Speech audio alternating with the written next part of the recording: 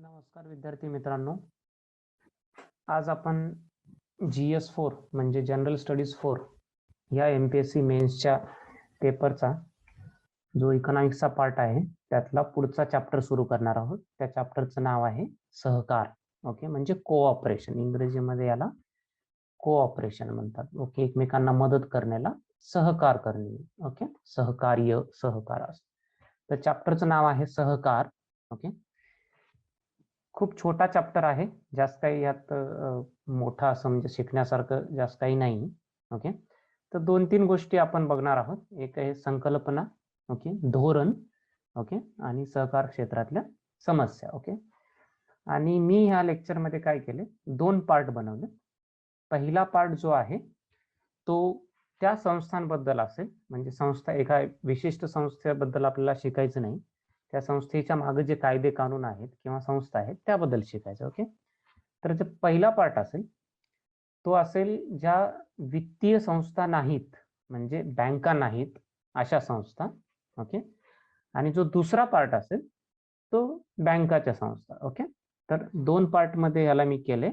Okay, आणि ते दोन्ही पार्ट आजच होणार आहेत. तर पहिला पार्ट असेल अशा संस्था ज्या बँका नाहीत. ओके, म्हणजे सहकारी संस्था पण बँका नाहीत. आणि दुसराचा पार्ट आहे अशा संस्था ज्या बँका आहेत. ओके, तर चॅप्टरचं नाव आहे सहकार आणि त्यामध्ये आपल्याला ह्या 2 पार्ट बघायचे. ओके, तर बार्टीचा हा खूप चांगला उपक्रम आहे. तुम्ही या उपक्रमाची माहिती तुमच्या मित्रांना द्या. आपण या उपक्रमात GS4 जनरल स्टडीज 4 जो की MPSC मेन्सचा पार्ट आहे त्यात सिलेबस मधला इकॉनॉमिक्सचा पार्ट कव्हर करणार आहोत. आणि इकॉनॉमिक्सच्या सिलेबस मध्ये दिली गेलेली सगळी पॉइंट्स, ओके, इकॉनॉमिक्स सिलेबस मध्ये दिली गेलेली सगळे पॉइंट्स आपण यामध्ये कव्हर करणार आहोत. ओके, तर या उपक्रमाबद्दल तुम्ही तुमच्या मित्रमैत्रिणींना कळवा. पार्टीच्या चॅनलला लाईक करा, शेअर करा, सबस्क्राईब करा आणि जास्तीत जास्त लोकांपर्यंत या उपक्रमाची माहिती द्या. ओके, तर आपण सुरू करूया आजचा टॉपिक सहकार.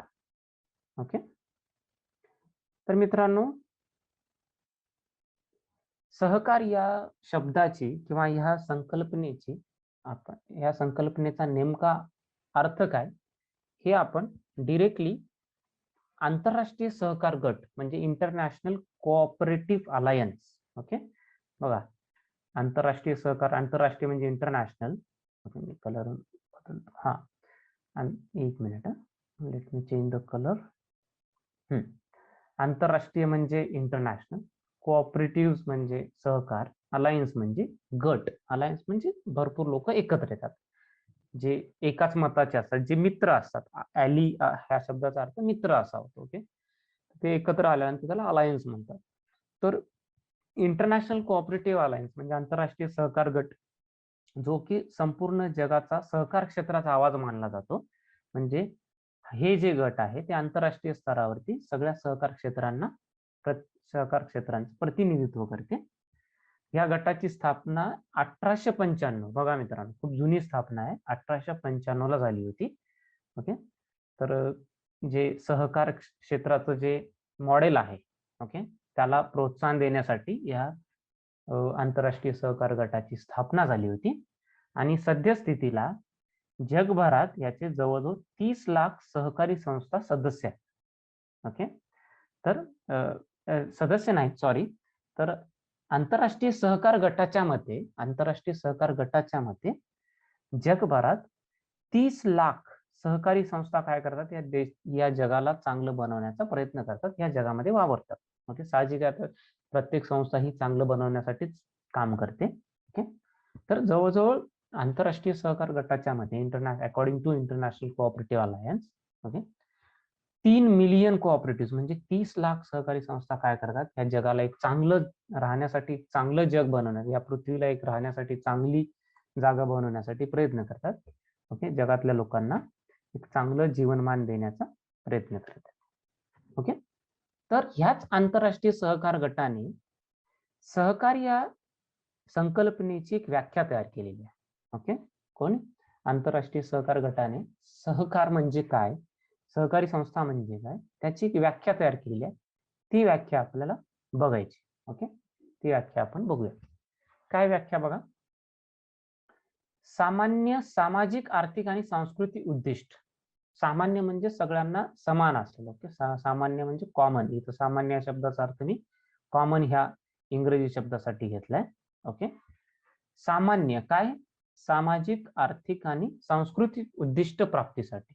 ओके, सामाजिक म्हणजे सोशल, आर्थिक म्हणजे इकॉनॉमिक आणि सांस्कृतिक म्हणजे कल्चरल.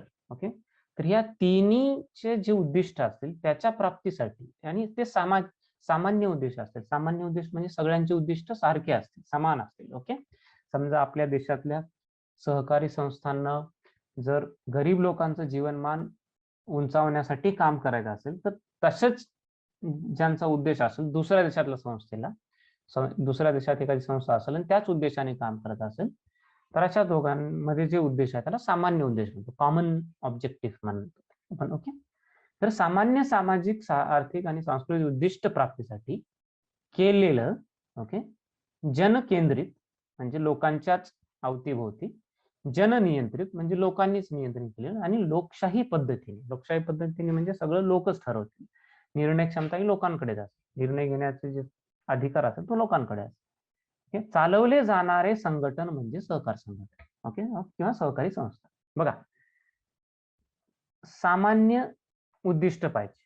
म्हणजे असं नाही की 2-3 संस्था आहेत, समजा ABC अशा 3 संस्था आहेत, याचं उद्दिष्ट वेगळं, यांचं उद्दिष्ट वेगळं, यांचं उद्दिष्ट वेगळं, आणि तिन्ही एकत्र येतात. काय फायदा येऊन? काही. ओके, तिन्ही एकत्र येऊनही काही फायदा नाही, कारण त्यांचे उद्दिष्ट वेगवेगळे आहेत. ओके, कोऑपरेटिव्ह कशाला म्हणतात? कोऑपरेटिव्ह कशाला म्हणतात? सहकार कशाला म्हणतात?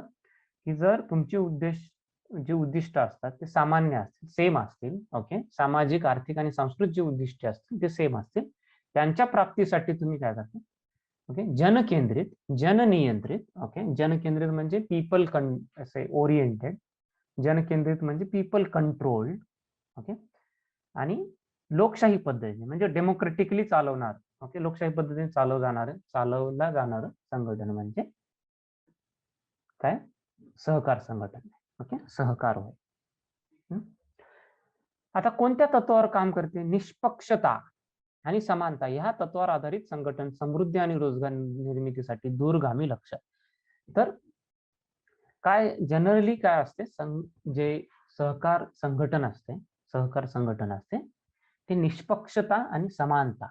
निष्पक्षता म्हणजे भेदभाव नाही कोणत्या प्रकारचा, फेअरनेस, इंग्रजीमध्ये त्याला आपण फेअरनेस म्हणू, फेअर, सगळ्यांसाठी समान, अँड इक्वॅलिटी म्हणजे समानता. ओके, तर निष्पक्षता आणि समानता ह्या तत्वावर आधारित संघटन समृद्धी आणि रोजगार निर्मितीसाठी दूरगामी लक्ष ठेवले जाते. ओके, तर पहिली गोष्ट निष्पक्षता आणि समानता ह्या तत्वावर आधारित संघटन असते. आणि दूरगामी लक्ष काय मित्रांनो? बघा, इथं तो कॉमा द्या, comma is missing here. Okay, इथं कॉमा द्या, इथं. ओके, आणि समृद्धी आणि रोजगार हे काय? समृद्धी आणणे आणि रोजगार निर्मिती करणे असं ह्यांचे दूरगामी लक्ष आहे. म्हणजे लॉंग टर्म गोल ज्याला म्हणतो आपण. ओके, दूरगामी लक्ष काय? या सहकार क्षेत्राचं किंवा सहकाराचं समृद्धी आणि रोजगार, प्रॉस्पेरिटी आणि एम्प्लॉयमेंट जनरेशन किंवा जॉब जनरेशन. ओके, हे एक दूरगामी लक्ष आहे. शेवटी कसं आहे, तुम्ही म्हणजे एक सांस्कृतिक उद्देशासाठी एकत्र येऊ शकता, पण सगळ्यात मोठा उद्देश एकत्र येऊन काम करण्याचा उद्देश काय असतो की लोकांना एक कामाच्या संधी भेटल्या पाहिजे, रोजगार निर्मिती झाली पाहिजे. काय झालं पाहिजे? लोकांना कामाच्या संधी भेटल्या पाहिजे, रोजगार निर्मिती झाली पाहिजे. हे सगळ्यात महत्वाचं उद्दिष्ट आहे. ओके, तर निष्पक्षता आणि समानता या तत्वावर आधारित संघटन असते कोणतंही सहकार संघटन, आणि समृद्धी आणि रोजगार हे त्याची एक दूरगामी लक्ष असतात, दूरगामी उद्दिष्टे असतात. ओके, एक सदस्य एक मत तत्वावर हे काम करते, म्हणजे 1 मेंबर 1 वोट.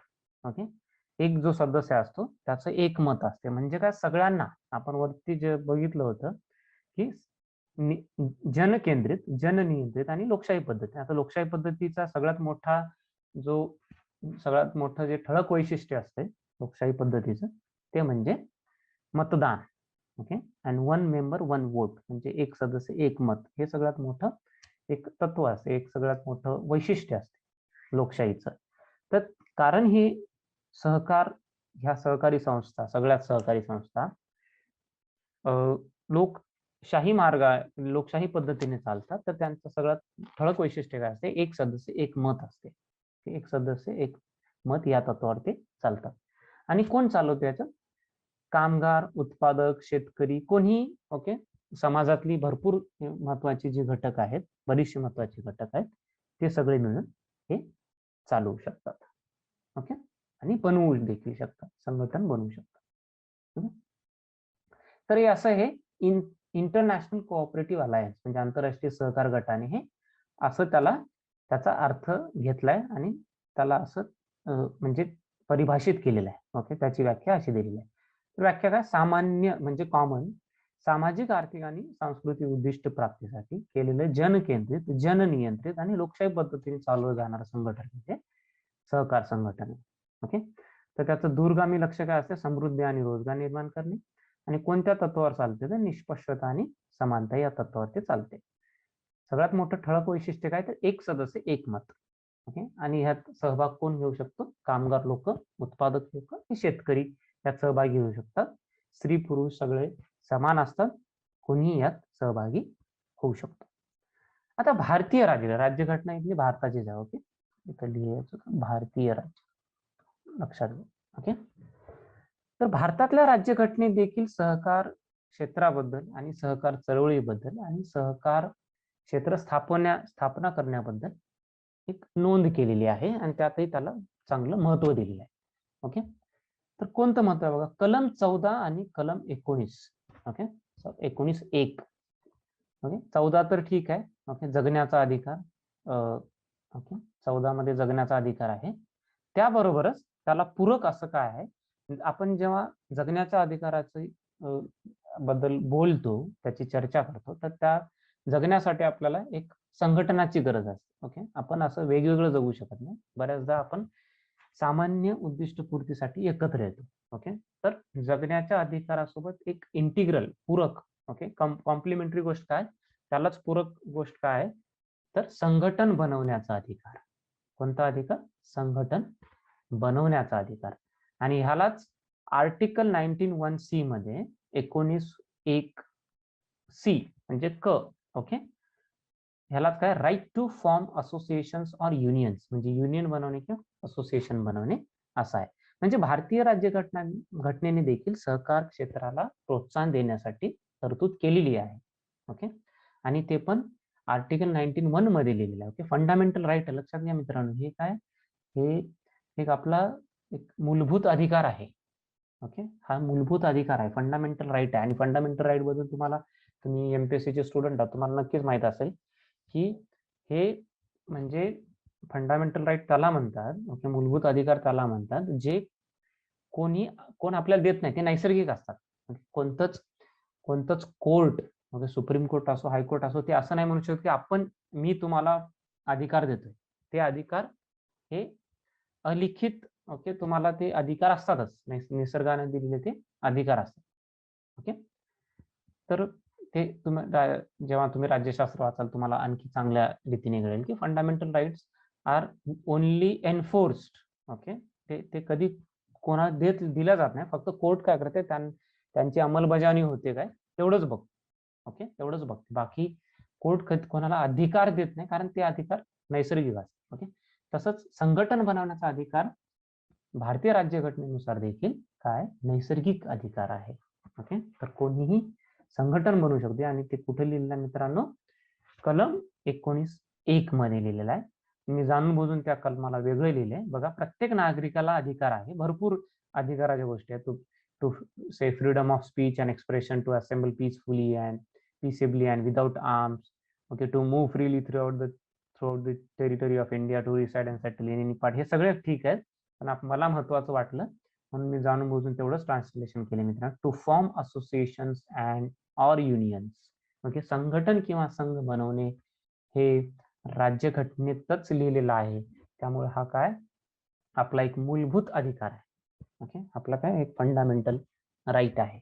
ओके, म्हणजे काय, एक थोडक्यात सांगायचं असं तर राज्यघटनेने देखील सहकार या गोष्टीला सिरियसली घेतलेलं होतं आणि त्याच्याबद्दल काही तरतुदी राज्यघटनेत देखील आहेत. ओके, अजून काय राज्यघटनेमध्ये सहकार क्षेत्राबद्दल बघा मित्रांनो, मार्गदर्शक तत्वे. ओके, मार्गदर्शक तत्वांवरती बरंच डिस्कशन चर्चा चालते की मार्गदर्शक तत्वे फक्त डिरेक्टिव्ह असतात, ते काय असं बाइंडिंग नसतात, म्हणजे ते लागूच केले पाहिजे असं ह्या म्हणजे राज्य सरकार किंवा केंद्र सरकारला ते कंपल्सरी नसते, अनिवार्य नसते की ते लागूच केले, फक्त ते एक मार्गदर्शक, ते डिरेक्शन दाखवतात, एक मार्गदर्शन करतात की ते असं झालं तर बरं होईल, ते तसं झालं तर बरं होईल. ओके, तर अशाच मार्गदर्शक तत्वांमध्ये कलम 43B2 ओके मध्ये काय, सहकारी संस्थांना प्रोत्साहन देणे हे लिहिलेलं आहे. ओके, भारतीय राज्यघटनेच्या मार्गदर्शक तत्वामध्ये कलम 43B2 मध्ये ओके B2 मध्ये काय लिहिलं आहे, सहकारी संस्थांना काय दिलं पाहिजे, केंद्र सरकार आणि राज्य सरकारने काय केलं पाहिजे, एक प्रोत्साहन दिलं पाहिजे. ओके, जर कोणी सहकारी संस्था निर्माण करत असेल, लोक एकत्र येऊन जर संघटन बनवत असेल आणि कोणत्या कायद्याअंतर्गत हे संघटन असेल तर त्याला प्रोत्साहन देण्याचं काम कोण केले पाहिजे, राज्य सरकार आणि केंद्र सरकारने केलं पाहिजे. ओके, आणि ह्यासाठीच राज्य घटनाकारांनी जे घटनाकार होते त्या सगळ्यांनी काय केलेलं आहे की भाग 9 कलम 243 ओके भाग 9 देखील ऍड केले. ओके, आणि कलम 243 ओके ZH पासून ZT ओके एवढी जवळजवळ जे क्लॉजेस असतील ओके कलमच्या नंतर जे येतात ओके क्लास सब क्लास वगैरे ओके, तर तेवढी जवळजवळ फक्त कोणत्या गोष्टीसाठी त्यांनी डेडिकेट केलेलं आहे, कोणत्या गोष्टीसाठी समर्पित आहे, ते कोऑपरेटिव्ह सोसायटीसाठी, म्हणजे काय, सहकारी संस्थांसाठी ह्या सगळ्या कलमा लागू आहेत. बघा, म्हणजे राज्यघटनेने देखील सहकार क्षेत्राला प्रोत्साहन देण्याचं काम केलेलं आहे. काय काय केलेलं आहे तर 19(1) क नाही 19(1) क मध्ये लिहिलेलं आहे की to form association or union. Okay, तर संघटन बनवणे, संघ बनवणे हा प्रत्येक नागरिकाला दिलेला एक मूलभूत अधिकार आहे. ओके, आणि मार्गदर्शक तत्वांमध्ये जे लिहिलेलं आहे की 43(2) मध्ये सहकारी संस्थांना प्रोत्साहन देणे हे राज्य सरकार आणि केंद्र सरकारने करावे. आता हे मार्गदर्शक तत्व असल्यामुळं हे केलंच पाहिजे, ते बाइंडिंग नसतात. सुप्रीम कोर्टाचे बरेच निर्णय तुम्हाला माहित असतील, तुम्ही राज्यशास्त्र चांगल्या प्रकारे वाचलंच असेल एमपीएससीच्या स्टुडंट्सनी. ओके, त्यानंतर पार्ट 9(ब) मध्ये IXB ओके रोमन आकडा येतो 9(ब) मध्ये, आणि कलम 243ZH पासून ते कलम 243ZT पर्यंत राज्यघटनेने एक सेपरेट ओके भाग करून ओके पार्ट 9B मध्ये भाग 9(ब) मध्ये कोऑपरेटिव्ह सोसायटी म्हणजे सहकार संस्थांबद्दल विशेष नोंदी आहेत, सहकार विशेष तरतुदी राज्यघटनेने केलेल्या आहेत. ओके, तर तुम्हाला कधी वेळ भेटला राज्यशास्त्राचा अभ्यास करताना तुम्ही नक्की ही सगळी कलम वाचा आणि त्याला तुम्ही इकॉनॉमिक्सशी लिंक करून बघा. ओके, हा जो चॅप्टर आहे मित्रांनो, हे जे लेक्चर आहे आजचं, मी इकॉनॉमिक्स पॉइंट ऑफ व्ह्यू घेतोय. ओके, मी जेव्हा सिलेबस बघत होतो बऱ्याचशा गोष्टी ह्या इकॉनॉमिक्स पॉइंट ऑफ व्ह्यू असं महत्वाचे नाही, परीक्षेच्या दृष्टीने महत्वाचे काय, अर्थशास्त्राच्या दृष्टीने ते मला महत्वाचे वाटले नाही, म्हणून मी त्यांना थोडस इग्नोर केले. ओके, त्यांच्याकडे कानाडोळा केला. ह्या लेक्चरमध्ये जेवढ्या गोष्टी मी इन्क्लूड केल्या, जेवढ्या गोष्टींचा मी समावेश केलेला आहे, त्या सगळ्या गोष्टी ह्या अर्थशास्त्राच्या दृष्टीने महत्वाच्या. ओके, म्हणूनच मी 2 पार्ट केले. पहिला पार्ट तुम्ही बघाल तर मी त्या संस्थांबद्दल बोलणार आहे ज्या वित्तीय संस्था नाहीत, आणि दुसरा जो पार्ट आहे सगळ्या वित्तीय संस्था. वित्तीय संस्था सगळ्यात जास्त महत्वाच्या आपल्याला.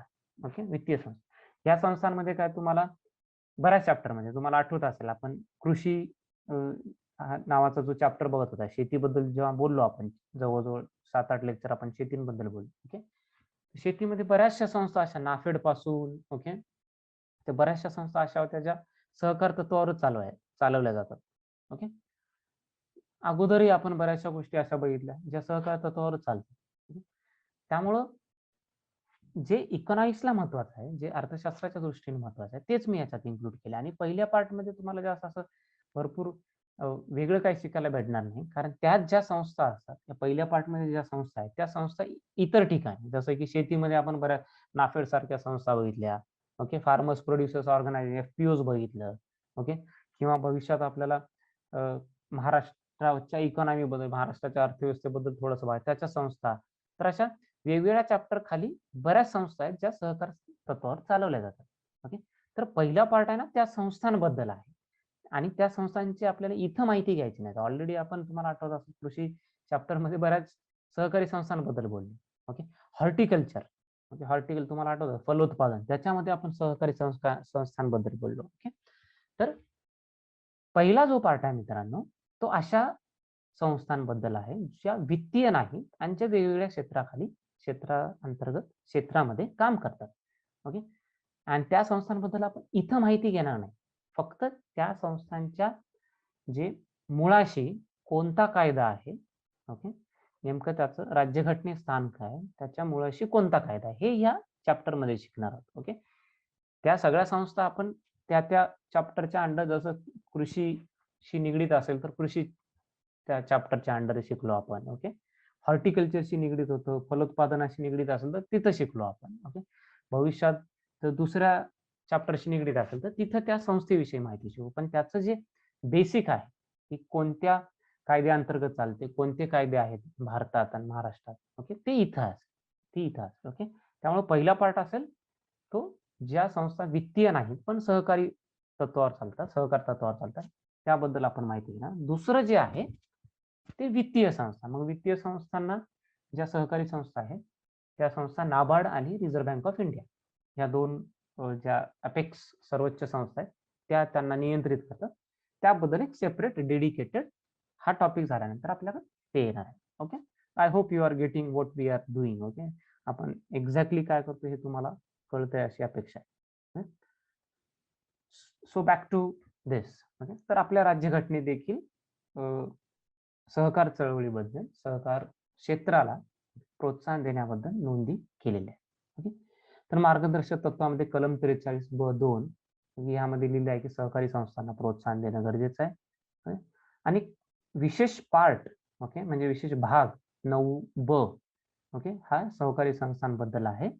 कलम 243(ZH) पासून ते कलम 243(ZT) पर्यंत, ओके, हे सगळे कलम हे सहकार क्षेत्राबद्दलच बोलतात. आणि पार्ट 9(B) जो आहे, भाग 9(B) जो आहे तो सहकार क्षेत्रांबद्दल, सहकारी संस्थांबद्दल बोलतो. ओके, तर तुम्हाला जेव्हा वेळ मिळेल ह्या राज्यशास्त्राचा अभ्यास करताना, जेव्हा तुम्हाला वेळ मिळेल, ह्या राज्यघटनेचा जेव्हा अभ्यास कराल तुम्ही, जेव्हा तुम्हाला वेळ मिळेल या गोष्टी वाचून काढा. ओके, तर हे झालं आंतरराष्ट्रीय सहकार गटाने दिलेली परिभाषा, ओके, व्याख्या. आणि त्यानंतर आपल्या राज्यघटनेमध्ये ह्या सहकार चळवळी किंवा सहकार क्षेत्राला दिलेलं स्थान, या दोन गोष्टींबद्दल आपण बोलू. ओके, मग कोणती कलम, कोणत्या कलमे अंतर्गत ते बोललं जाते, ओके, नेमका कोणता पार्ट आहे राज्यघटनेमध्ये जे सहकारी संस्थांना प्रोत्साहन देण्याबद्दल बोलते हे आपण बोलू. मग मित्रांनो काय झालं, 2021 ला एक चांगली गोष्ट घडली. ओके, आता ते किती प्रमाणात यशस्वी होईल ते भविष्य सांगेल, कारण ही नवीन नाही गोष्ट. 2021 ला, okay, ministry of agriculture, cooperation and farmers welfare असं जे मंत्रालय असायचं, म्हणजे काय, पूर्वीच्या कृषी सहकार आणि शेतकरी कल्याण मंत्रालय. पूर्वीचं काय बघा, पूर्वीचं कृषी सहकार आणि शेतकरी कल्याण मंत्रालय, यांच्या कारभारातून, हे जे मंत्रालय होतं यांच्या कारभारातून सहकार संबंधित कार्य, ओके, कोऑपरेशन, सहकार क्षेत्रासंबंधित जी कार्य होती ते काढून एक वेगळं मंत्रालय तयार करण्यात आले, एक वेगळी मिनिस्ट्री तयार करण्यात आली. आणि त्या मिनिस्ट्रीला मिनिस्ट्री ऑफ कोऑपरेशन म्हणजे सहकार मंत्रालय असं नाव देण्यात आलं. आणि त्याची स्थापना मित्रांनो 2021 मध्ये करण्यात आली. ओके, कॅबिनेट सेक्रेटरीने, ओके, सचिव, कॅबिनेट सचिव जे असतात त्यांनी गॅझेटेड नोटिफिकेशन काढून, ओके, भारताच्या राजपत्रित, ओके, जे राजपत्र असते त्याच्यावरती एक नोटीस काढून, म्हणजे तुम्हाला माहित असेल गॅझेटेड नोटीस निघावी लागते. ओके, राजपत्रवरती आपल्या जो सारनाथचा जो स्तंभ असतो, ओके, त्याचं एक सील असते, सिम्बॉल असते. ओके, तर त्याच्यावरती नोटीस निघून कॅबिनेट सेक्रेटरी, ओके, कॅबिनेट सचिवालयाने नोटीस काढून एक नवीन मंत्रालय तयार करण्यात आलं आणि त्या मंत्रालयाला नाव देण्यात आलं मिनिस्ट्री ऑफ कोऑपरेशन. ओके, म्हणजे सहकार मंत्रालय. ओके, सहकार मंत्रालय लक्षात.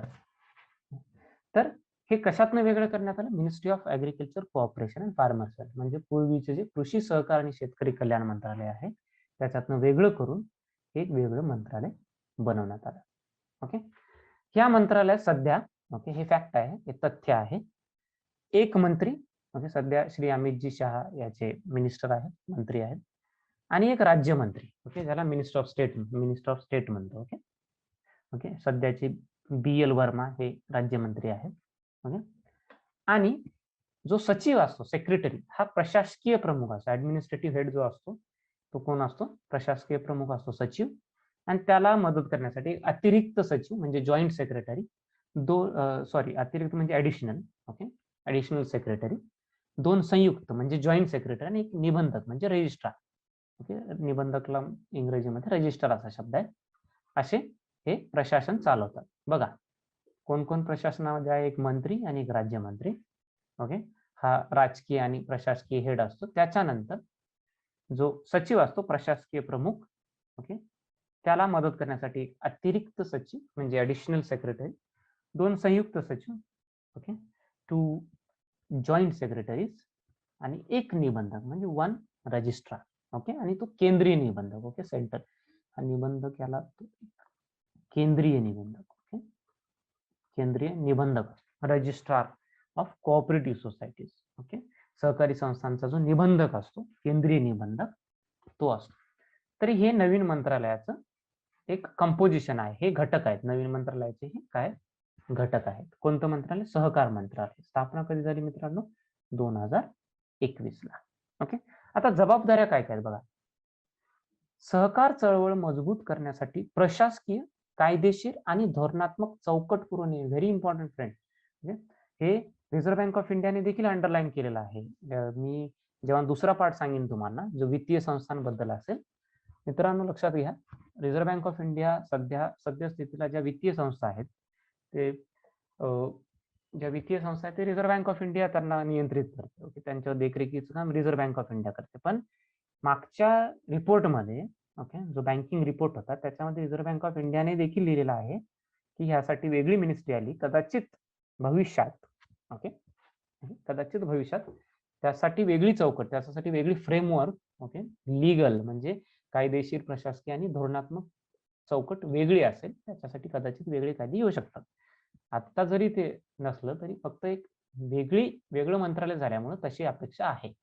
ओके, तशी अपेक्षा आहे. तर सहकार चळवळ मजबूत करण्यासाठी प्रशासकीय म्हणजे ऍडमिनिस्ट्रेटिव्ह, ओके, कायदेशीर आणि धोरणात्मक म्हणजे एक पॉलिसी रिलेटेड, ओके, कायदेशीर म्हणजे लीगल, फ्रेमवर्क म्हणजे एक चौकट देण्यासाठी, चौकट पुरवण्याचं काम कोण करणार आहे?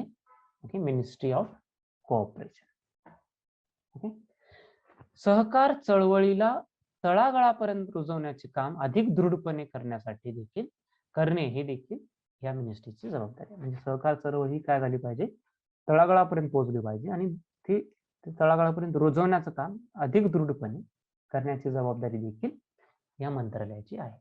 काय काय कृत्या केले जातात याबद्दल, काय काय कार्य केले जातात? मुख्य कृती काय बघा. सहकार उद्योगांच्या प्रक्रियांना सुव्यवस्थित आणि सोपे करणे. ओके, सोपे आहे. ओके, सोपं करणे. एक मिनिट. तर बघा, सहकारी जे उद्योग असतात, ओके, सहकार क्षेत्रामध्ये जे उद्योग चालतात त्या उद्योगांच्या प्रक्रियांना, ओके, मग त्या नोंदीपासून, ओके, ते उद्योग चालवण्यापासून, बंद करण्यापासून, सगळ्या ज्या प्रोसेस आहेत, ज्या प्रक्रिया आहेत, त्यांना सुव्यवस्थित म्हणजे स्ट्रीमलाईन म्हणजे व्यवस्थित करणे. त्याला एक सुव्यवस्थित व्यवस्थित करणे. ओके, त्यांना एका लाईन मध्ये लावून, स्ट्रीम लाईन म्हणजे कसं, इकडं तिकडं असेल तर एका प्रवाहामध्ये आणणे, एका सोप्या प्रवाहात आणणे. ओके, त्याला स्ट्रीम लाईन म्हणतात. ओके, सोप्या करणे, सोयीस्कर करणे. तर सहकारी उद्योगांच्या ज्या प्रक्रिया आहेत त्यांना सुव्यवस्थित करणे आणि सोपं करणे ही देखील त्यांची कृती आहे. ओके, जबाबदारी आहे. बहुराज्य सहकारी सोसायट्यांना सक्षम करणे. मित्रांनो बघा, ज्या बहुराज्य सोसायटी आहेत, ओके, मल्टी स्टेट, बहुराज्य म्हणजे एका राज्यापेक्षा जास्त राज्यात जे काम करतात, कोऑपरेटिव्ह सोसायटी, बहुराज्य सहकारी सोसायट्यांना सक्षम करण्याचं काम, त्यांना एम्पॉवर करण्याचं काम, त्यांना विकासासाठी तयार करण्याचं काम कोण करेल? मिनिस्ट्री ऑफ कोऑपरेशन करेल. मागास लोकांचे जीवनमान सुधारण्याचे प्रयत्न करणे. ओके, मागास क्षेत्रांचे देखील, लोकांचेच नाही तर इथं मागास क्षेत्रांचे देखील आहे. ओके, आणि प्रत्येक खेड्याला सहकार चळवळीने जोडणे, सहकाराकडून समृद्धीकडेचा मंत्र सत्यात उतरवणे. बघा मित्रांनो, हे लक्षात घ्या, हा महत्वाचा नारा आहे, मंत्र आहे ऍक्च्युली. सहकार से समृद्धी, हिंदीमध्ये समृद्धी, मराठीमध्ये समृद्धी. ओके, असं त्यांचं एक घोषवाक्य आहे मिनिस्ट्री ऑफ कोऑपरेशनचं, सहकार मंत्रालयाचं. तर काय, सहकाराकडून समृद्धीकडे, म्हणजे सहकार क्षेत्रात सहकारात तत्वावरती लोकांना एकत्र करून आपण बघितलं दूरगामी लक्ष्य काय, रोजगार पुरवणे आणि जीवनमान सुधारणे. ओके, त्यांच्या रोजगार पुरवणे हे दूरगामी लक्ष्य, रोजगार सगळ्यात महत्वाची गोष्ट असते. तर सहकाराकडून समृद्धीकडे, तर सहकार क्षेत्रात त्यांना लोकांना एक करून त्यांना जॉब देऊन, त्यांना रोजगार देऊन समृद्धीकडे, म्हणजे टुवर्ड्स प्रॉस्पेरिटी. ओके, समृद्धी की तरफ, सहकार से समृद्धी की तरफ. ओके, ह्याचा मंत्र सत्यात उतरवण्याचं काम कोण करते, कोण करणार आहे, आता 2021 ही मिनिस्ट्री असल्यामुळं ओके, आता अजून काय करेल ते माहित नाही. ओके, भविष्य काय असेल माहित नाही, पण सध्या तरी त्यांचं मोठं काय, सध्या तरी त्यांचा मंत्र काय, सहकार से समृद्धी, म्हणजे सहकाराकडून समृद्धीकडे. ओके, हे सत्यात उतरवण्याचं काम देखील हे मंत्रालय करणार आहे. ओके, आता मग इतर कोणकोणत्या संस्था आहेत जे ह्या सहकार क्षेत्रात काम करतात. ओके, एक आहे राष्ट्रीय सहकार विकास महामंडळ, म्हणजे काय, नॅशनल म्हणजे राष्ट्रीय, कोऑपरेटिव्ह म्हणजे सहकार, डेव्हलपमेंट म्हणजे विकास, आणि कॉर्पोरेशन म्हणजे महामंडळ. लक्षात घ्या, कॉर्पोरेशन आहे, कोऑपरेशन आहे, दोन शब्द असतात, सहज सांगतोय तुम्हाला कन्फ्युजन होणे. कॉर्पोरेशन म्हणजे महामंडळ, किंवा जर तुम्ही कॉमर्सच्या भाषेत म्हणलं तर ह्याला एक कंपनीला देखील कॉर्पोरेशन म्हणतात. आणि कोऑपरेशन म्हणजे सहकार. कोऑपरेशन म्हणजे काय, सहकार. ओके, तर ह्या संस्थेचं नाव काय बघा, राष्ट्रीय सहकार विकास महामंडळ. 1963 मध्ये संसदेमध्ये कायदा करून बनवलेली संस्था, म्हणजे कायदेशीर, स्टॅट्युटरी इंग्रजीमध्ये ज्याला म्हणतो आपण. ओके, स्टॅट्युटरी म्हणजे संसदेमध्ये कायदा बनवून तयार केलेली ही संस्था आहे. 1963 मध्ये स्थापना करण्यात आली. शेतमालाची आयात, बघा आता काय कार्य, शेतमालाची आयात, निर्यात, साठवणूक, प्रक्रिया, वित्तीय सहायता, या सगळ्या गोष्टींचे नियोजन करणे आणि प्रोत्साहन करणे हे या संस्थेचे उद्दिष्ट आहे. ओके, बघा कोणती संस्था, राष्ट्रीय सहकार विकास महामंडळ. ओके, राष्ट्रीय म्हणजे नॅशनल, सहकार म्हणजे कोऑपरेटिव्ह, डेव्हलपमेंट कॉर्पोरेशन, विकास महामंडळ. 1963. ओके, 1963 ला स्थापन झालेली संस्था, जवळजवळ आज 60 वर्ष जुनी संस्था आहे, 60-61 वर्ष जुनी. संसदेमध्ये कायदा करून, मित्रांनो लक्षात घ्या, संसदेमध्ये कायदा करून ही संस्था बनवण्यात आली. आणि संस्थेचं उद्दिष्ट काय, संस्थेचं उद्दिष्ट आहे शेतमालाची आयात, निर्यात, साठवणूक, प्रक्रिया, वित्तीय सहायता, या सगळ्या गोष्टींचे नियोजन करणे आणि त्यांना प्रोत्साहन देणे. आता तुम्ही जर एवढं वाक्य वाचलं तर तुम्हाला कळेल की थोडं शेतीकडे ह्याचा कल दिसतोय, पण असं काही नाही, नंतर सुधारणा करण्यात आली याच्यात. ओके, आणि सुधारित कायद्यानुसार सिंचन, विमा, पत, आरोग्य ह्या क्षेत्रामध्ये देखील ही संस्था कार्य करते. ओके, आणि इतर सहकारी संस्थांना वित्तीय मदत करणे आणि व्याप्ती वाढवण्यासाठी मदत करणे हे देखील या NCDC, okay, national cooperative development जे कॉर्पोरेशन आहे, okay, national cooperative development corporation जे आहे ह्याचं कार्य आहे. म्हणजे इतर सहकारी संस्थांना वित्तीय मदत करणे आणि व्याप्ती वाढवण्यासाठी मदत करणे. म्हणजे सुधारित कायद्यानुसार सिंचन, विमा, पत, आरोग्य क्षेत्रामध्ये देखील ही संस्था काम करते. आणि इतर सहकारी संस्थांना मदत करणे, वित्तीय मदत करणे आणि व्याप्ती वाढवणे, म्हणजे त्यांचा स्कोप, एक्सपान्शन ज्याला इंग्रजीमध्ये म्हणतो, ओके, ते करण्याचं काम देखील, त्याला प्रोत्साहन देण्याचं काम देखील NCDC करते. ओके, तर लक्षात घ्या, NCDC काय, हे 1963 मध्ये पार्लमेंटमध्ये, संसदेमध्ये कायदा पास करून, ओके, बिलचं ऍक्ट करून ही संस्था उदयास आली. ओके, दुसरी एक संस्था आहे जी कोऑपरेटिव्ह सेक्टरमध्ये काम करते, national council for cooperative training. National council for cooperative training. Okay, NCCT, national council for cooperative training. N for national, C for council म्हणजे परिषद, C फॉर कोऑपरेटिव्ह आणि T फॉर ट्रेनिंग. आता ट्रेनिंग हा शब्द बघून तुम्हाला ह्या संस्थेबद्दल थोडीशी कल्पना आली असेल नेमकं काय करते. तर नोंदणीकृत स्वायत्त संस्था म्हणजे ऑटोनॉमस, स्वायत्त म्हणजे स्वतःचे निर्णय घेण्याची क्षमता त्यामध्ये आहे आणि ही नोंदणीकृत म्हणजे रजिस्टर्ड आहे. पुन्हा सोसायटीज रजिस्ट्रेशन ऍक्ट जो आहे 1860चा, लक्षात घ्या मित्रांनो, सोसायटीज रजिस्ट्रेशन ऍक्ट असा एक ऍक्ट आहे, कायदा आहे, त्या अंतर्गत नोंदणी करून स्वायत्त संस्था आहे जी की मिनिस्ट्री ऑफ कोऑपरेशन, तीच आपले सहकार मंत्रालय त्याला प्रोत्साहन देते. ओके, नाव काय? राष्ट्रीय सहकार प्रशिक्षण परिषद.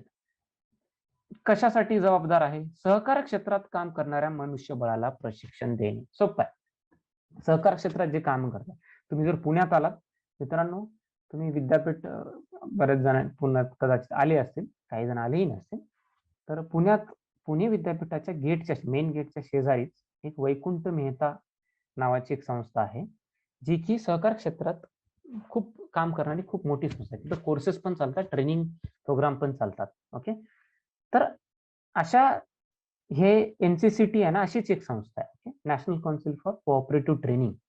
Okay, national council for cooperative training.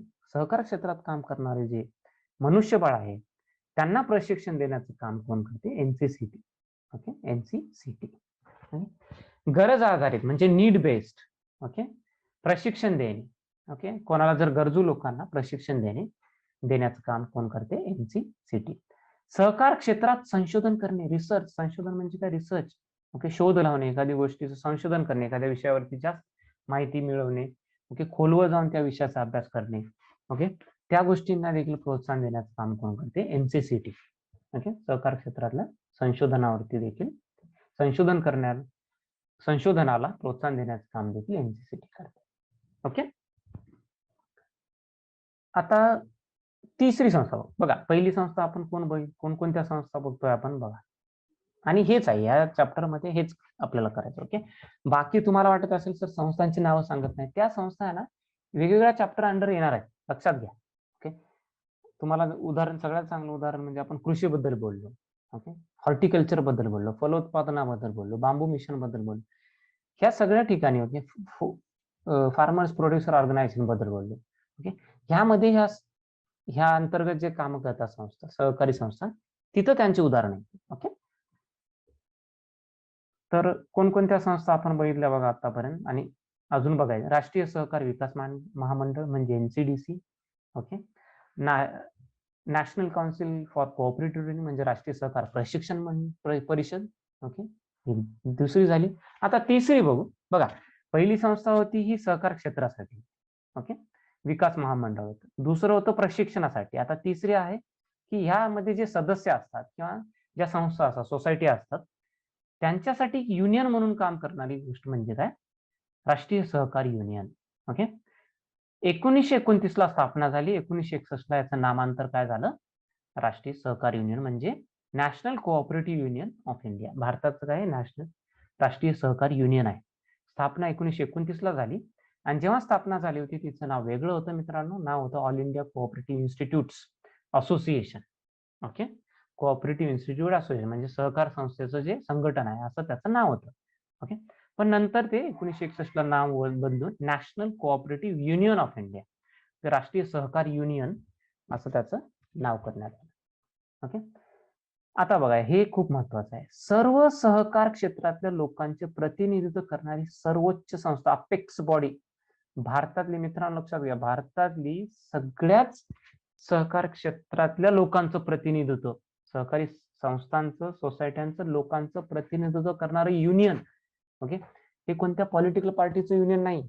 Okay, कोणत्या राजकीय पक्षाचं युनियन नाही मित्रांनो. हे काय तर भारतातले जेवढे कोऑपरेटिव्ह म्हणजे कोऑपरेटिव्ह सेक्टरमध्ये, सहकार क्षेत्रामध्ये काम करणारे लोक असतील, संस्था असतील, त्या संस्थांचं एक प्रतिनिधित्व करणारी संस्था म्हणजे कोणती संस्था मित्रांनो? NCUI म्हणजे राष्ट्रीय सहकार union of India. Okay, national cooperative union of India. Okay, तर ही सर्वोच्च संस्था आहे. ओके, काय उद्दिष्ट आहे या संस्थेचे? सहकार चळवळीला प्रोत्साहन देणे, विकास करणे, सदस्यांना मदत करणे, मार्गदर्शन करणे, शिक्षित करणे, सहकार क्षेत्राची व्याप्ती वाढवण्यासाठी प्रयत्न करणे. सोपे आहे. तुम्ही या 3-4 संस्थांची जर तुम्ही उद्दिष्टे वाचली तर जवळजवळ तुम्हाला सारखीच वाटतील. ओके, पण थोडंसं ते फरक कळायला पाहिजे तुम्हाला. पहिली जी संस्था होती ती सहकार विकास महामंडळ होतं, दुसरी जी होती प्रशिक्षण परिषद होती, आणि तिसरी जी आहे युनियन आहे. ओके, तिसरी काय युनियन आहे. पहिलीची स्थापना कधी झाली मित्रांनो बघा, पहिलीची स्थापना आहे 1963. ओके, दुसऱ्याची स्थापना आहे स्थापना नॅशनल काउन्सिल, मी स्थापना लिहिली नाही इथे. ओके, 1860च्या जे अंतर्गत जे 1860चे जे कायदा आहे सोसायटी रजिस्ट्रेशन ऍक्ट त्यामध्ये हे तिथं नोंदणी करून ही संस्था तयार झाली. आणि तिसरी जी संस्था आहे 1929ला स्थापना झालेली संस्था आहे. तर पहिली आहे ती विकासासाठी काम करते, दुसरी प्रशिक्षणासाठी काम करेन, तिसरी युनियन आहे. तिसरं काय युनियन आहे. तर तुम्ही असं लक्षात घेऊ शकता. ओके, आता हे सदस्यत्व कोण घेऊ शकते या युनियनचं? बहुराज्य. Okay, multi state. बहुराज्य म्हणजे मल्टी म्हणजे बहु आणि राज्य म्हणजे स्टेट, आणि राज्यस्तरीय म्हणजे स्टेट. सहकारी संस्थांना सदस्यत्व घेता येते. म्हणजे कोणाला सदस्यत्व घेता येते मित्रांनो? ओके, लक्षात घ्या, सदस्यत्व कोणाला घेता येते? सदस्यत्व घेता येते मल्टी स्टेट कोऑपरेटिव्ह सोसायटी आणि स्टेट लेवल कोऑपरेटिव्ह सोसायटीला सदस्यत्व घेता येते. ओके, 2016ला 17 राष्ट्रीय म्हणजे नॅशनल कोऑपरेटिव्ह, ओके, 163 राज्य म्हणजे स्टेट कोऑपरेटिव्ह आणि 80 बहुराज्य म्हणजे मल्टी स्टेट कोऑपरेटिव्ह ह्याच्या संस्था सदस्य आहेत. आणि जवळजवळ 2.5 करोड लोक, 2.5 करोड पेक्षा जास्त. ओके, नाही, जवळजवळ 2.5 करोड. एक मिनिट मी सांगतो तुम्हाला. 2.5 करोड पेक्षा जास्त नाही, पेक्षा जास्त हा शब्द काढून टाकूया. ओके, जवळजवळ 2.5 करोड लोक, जवळजवळ. ओके, तसं जर एक्झॅक्ट आकडा बघायचा, एक्झॅक्ट आकडा तुम्हाला कोणी विचारणार नाही म्हणून मी अंदाज दिले. 2,38,92,300. कधीचा आकडा आहे? 2016, 30 जून 2016चा आकडा आहे. 30 जून 2016ला एकूण 17 राष्ट्रीय, 163 राज्य सहकारी संस्था आणि 80 बहुराज्य संस्था ह्याच्या सदस्य होते. ओके, आणि जवळजवळ 2.5 करोड म्हणजे 2 करोड 38 लाख लोक ह्याचे सदस्य होते. बघा मित्रांनो, याची व्याप्ती बघा. 2 करोड 2.5 म्हणजे 38 लाख, 2 करोड 38 लाख लोक ह्याचे जर सदस्य असतील तर ह्याची व्याप्ती तुम्ही ह्याच्या व्याप्तीची कल्पना करू शकता. ओके, 2002ला काय झालं मित्रांनो, सरकारने एक घोषणा केली. कशाची घोषणा केली? सहकार क्षेत्राला प्रोत्साहन देण्यासाठी आणि विकास करण्यासाठी एक नॅशनल पॉलिसी ऑन कोऑपरेटिव्ह म्हणजे राष्ट्रीय सहकार धोरण त्यांनी बनवण्याची घोषणा केली. ओके, त्याचं उद्दिष्ट काय असेल? सहकार क्षेत्राला प्रोत्साहन देणे. 2002 आहे मित्रांनो. बघा, एनडीएचं सरकार होतं, अटलजी वाजपेयी ह्याचे भारताचे पंतप्रधान होते. ओके, तेव्हा याची घोषणा करण्यात आली. तर सहकार क्षेत्राला प्रोत्साहन देणे, त्याचा विकास करणे, क्षेत्रीय असंतुलन कमी करणे, सहकार क्षेत्रातल्या मनुष्यबळाचे सहकार क्षेत्राबद्दल शिक्षणाचे सशक्तीकरण करणे म्हणजे त्यांना एनेबल करणे, त्यांना कॅपेबल करणे. ओके, तर ह्या उद्देशाने काय झालं, राष्ट्रीय सहकार धोरणाची घोषणा करण्यात आली 2002ला. बघा, पॉलिसी. ओके, एक धोरण, राष्ट्रीय सहकार धोरण एक बनवण्यात आलं, त्याची घोषणा करण्यात आली. ओके, आणि ह्याचीच पूर्तता म्हणून, ह्याचीच एक फलनिष्पत्ती म्हणून त्याच वर्षी मित्रांनो सगळ्यात महत्वाची गोष्ट घडली ती म्हणजे, ओके, ह्याच उद्दिष्टपूर्तीसाठी संसदेमध्ये एक बिल आणण्यात आलं आणि दोन्ही राज्यसभा आणि लोकसभेमध्ये ते बिल पास करून त्याचा कायदा बनवता आला. आणि इसवी सन 2002ला बहुराज्य सहकारी सोसायटी अधिनियम म्हणजे मल्टी स्टेट. ओके मित्रांनो, लक्षात घ्या, मल्टी स्टेट म्हणजे मल्टी म्हणजे बहु, स्टेट म्हणजे राज्य. मल्टी स्टेट कोऑपरेटिव्ह सोसायटीज बहुराज्य सहकारी सोसायटी अधिनियम 2002 आणण्यात आला. ओके, आणि ही कशाची फलनिष्पत्ती किंवा एक फलश्रुती होती? राष्ट्रीय सहकार धोरण 2002. ओके, तर लक्षात घ्या, राष्ट्रीय सहकार धोरण कधी झालं? 2002ला झालं. आणि त्याचं जे कल्मिनेशन म्हणतो इंग्रजीमध्ये, त्याचं जे मेन काम काय झालं तर एक अधिनियम आणण्यात आला ज्या संस्था एका राज्यापेक्षा जास्त राज्यामध्ये काम करतात, ज्या सहकारी संस्था एक राज्यापेक्षा जास्त राज्यांमध्ये काम करतात, त्यांच्यासाठी एक अधिनियम आणण्यात आला 2002 ला. ओके, तर बघा काय काय. एकापेक्षा जास्त राज्यांना प्रभावित करणाऱ्या सहकार क्षेत्रातल्या सदस्यांचे हित जोपासणे हे एक त्याचं उद्दिष्ट होतं. ऐच्छिक सहकार संघटन म्हणजे स्वतःहून व्हॉलंटरी. ओके, ऐच्छिक सहकार संघटना निर्मितीला सुलभ करणे आणि लोकशाही पद्धतीने चालवणे हे देखील त्याचे एक उद्दिष्ट आहे. सहकारी संस्थांना स्वायत्ता पुरवणे आणि त्यांच्या सामाजिक आणि आर्थिक हिताला प्रोत्साहन देणे हे देखील ह्या कायद्याचं उद्दिष्ट आहे. ओके मित्रांनो, तर मित्रांनो बघा आपण काय काय बघितलं. ओके, आपण सुरुवात केली आंतरराष्ट्रीय जो गट आहे, आंतरराष्ट्रीय सहकार गट. ओके, त्याच्याने सुरुवात केली. 1855 खूप जुनी स्थापना आहे. 30 लाख सहकारी संस्था जगात वावरतात असं आंतरराष्ट्रीय सहकार गटाचा अहवाल आहे. ओके, त्यांच्या मते त्यांचा आपण अर्थ बघितला. आंतरराष्ट्रीय सहकार गटाच्या मते सहकार कशाला म्हणू शकतो तो अर्थ बघितला. त्याचं दूरगामी लक्ष बघितलं. समृद्धी आणि रोजगार हे दूरगामी लक्ष आहे. ओके, भारतीय राज्य घटनेमध्ये देखील आपण सहकार या संकल्पनेला काय स्थान आहे, सहकार चळवळी, सहकार क्षेत्र, सहकार सोसायट्या ह्यांच्यासाठी काय काय तरतुदी आहेत हे बघितलं आपण. ओके, आणि मार्गदर्शक तत्वांमध्ये काय सरकारला काय हे दिलेलं आहे, म्हणजे डायरेक्शन मार्गदर्शन काय केलेलं आहे ते देखील बघितलं आपण. त्यानंतर 2021 ला जे नवीन सहकार मंत्रालय झालंय, जे अगोदर farmers welfare ministry of agriculture cooperation farmers welfare म्हणजे कृषी सहकार आणि शेतकरी कल्याण असं मंत्रालय होतं, त्याला त्याच्यातनं वेगळं करून 2021 ला त्याची स्थापना करण्यात आली. ओके, त्याच्यात एक मंत्री, एक राज्यमंत्री, सचिव, प्रशासकीय प्रमुख असतो, एक अतिरिक्त सचिव, 2 संयुक्त सचिव आणि एक निबंधक असं त्याचं संघटन आहे. तर ह्या मंत्रालयाची वेगळ्या मंत्रालयाची स्थापना करण्यात आली.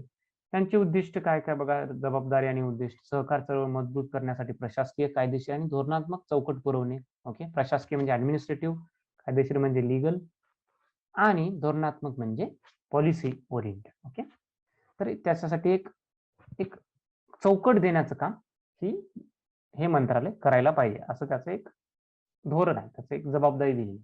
सहकार चळवळीला तळागाळापर्यंत पोहोचण्याचं काम देखील ही मिनिस्ट्री करणार आहे, सध्या पण करत आहे. ओके, तर हे त्यांच्या कृत्या बघितल्या आपण.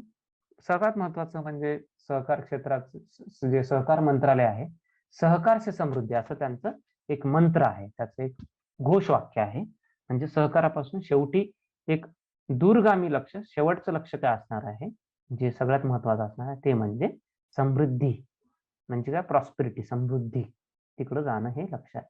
ओके, मग आपण 2-3 संस्थांबद्दल माहिती बघितली. पहिली संस्था होती राष्ट्रीय सहकार विकास महामंडळ. ओके, नॅशनल कोऑपरेटिव्ह विकास development corporation. Okay, cooperative corporation आहे, लक्षात घ्या, सहकार महामंडळ. ओके, त्यानंतर त्यांची कार्य बघितली आपण.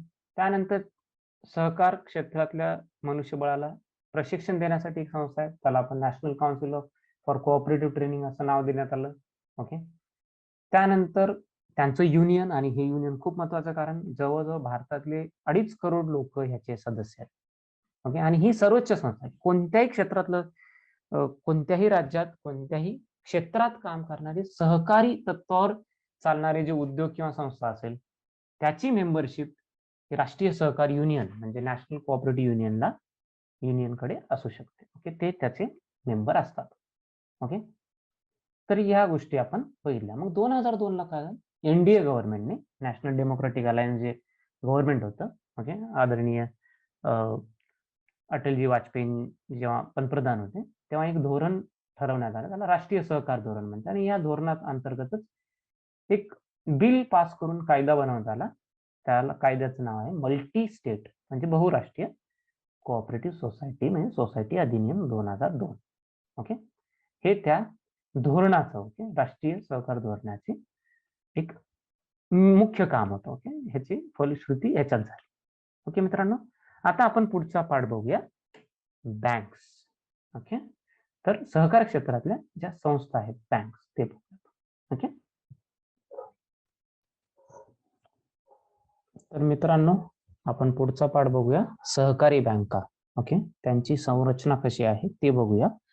आणि हा पाठ झाल्यानंतर आपला जो सहकार हा टॉपिक होता तो संपेल. ओके, मग पुढच्या भागात आपण फायनान्शियल इन्स्टिट्यूशन्स असा एक पार्ट आहे, मॉनिटरी फायनान्शियल मार्केट, ओके, म्हणजे वित्तीय बाजार, तो आपण पुढच्या लेक्चरमध्ये, उद्याच्या लेक्चरमध्ये बघूया. ओके, तर सहकारी बँका हा सहकार क्षेत्रातला शेवटचा पार्ट आहे आणि ह्याच्यावरती मी थोडंसं जास्त फोकस केलं जाणून बुजून, कारण हे थोडं मला जास्त महत्वाचं वाटतं. ओके, तर संरचना कशी आहे बघा. पहिला फक्त चार्ट आहे, या चार्टमध्ये सगळं समजेल अशी अपेक्षा नाही, फक्त तुम्हाला एक ओळख म्हणून सुरुवातीला काय आहे एक चार्टच्या रूपात दाखवतोय.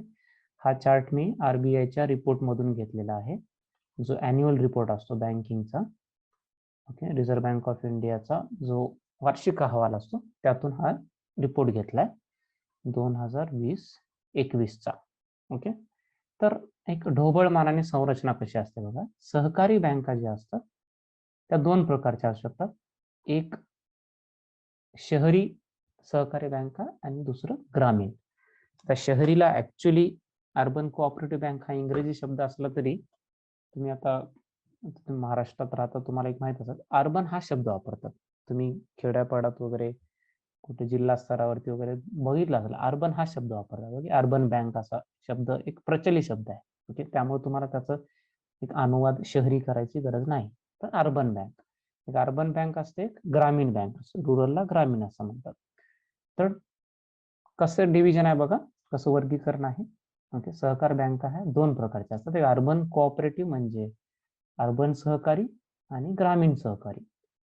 अर्बन सहकारमध्ये दोन प्रकार आहेत, एक शेड्यूल्ड आणि एक नॉन शेड्यूल्ड.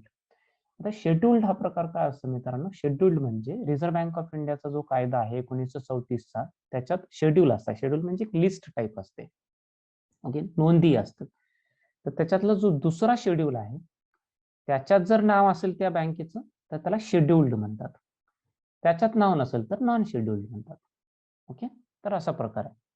तर बघा, कोऑपरेटिव्ह बँकेचं कसं आहे, एक अर्बन आहे, अर्बनचे दोन प्रकार आहे, schedule non schedule. Schedule non schedule मध्ये, शेड्यूल्ड मध्ये दोन प्रकार आहेत, मल्टी स्टेट आणि सिंगल स्टेट. म्हणजे जर कारभार, त्या बँकेचा कारभार एका राज्यापेक्षा जास्त राज्यात चालत असेल, त्या बँकेची व्याप्ती जर एका राज्यापेक्षा जास्त राज्यात असेल तर त्याला मल्टी स्टेट म्हणतात, आणि एकाच राज्यात जर व्याप्ती असेल तर त्याला सिंगल स्टेट म्हणतात.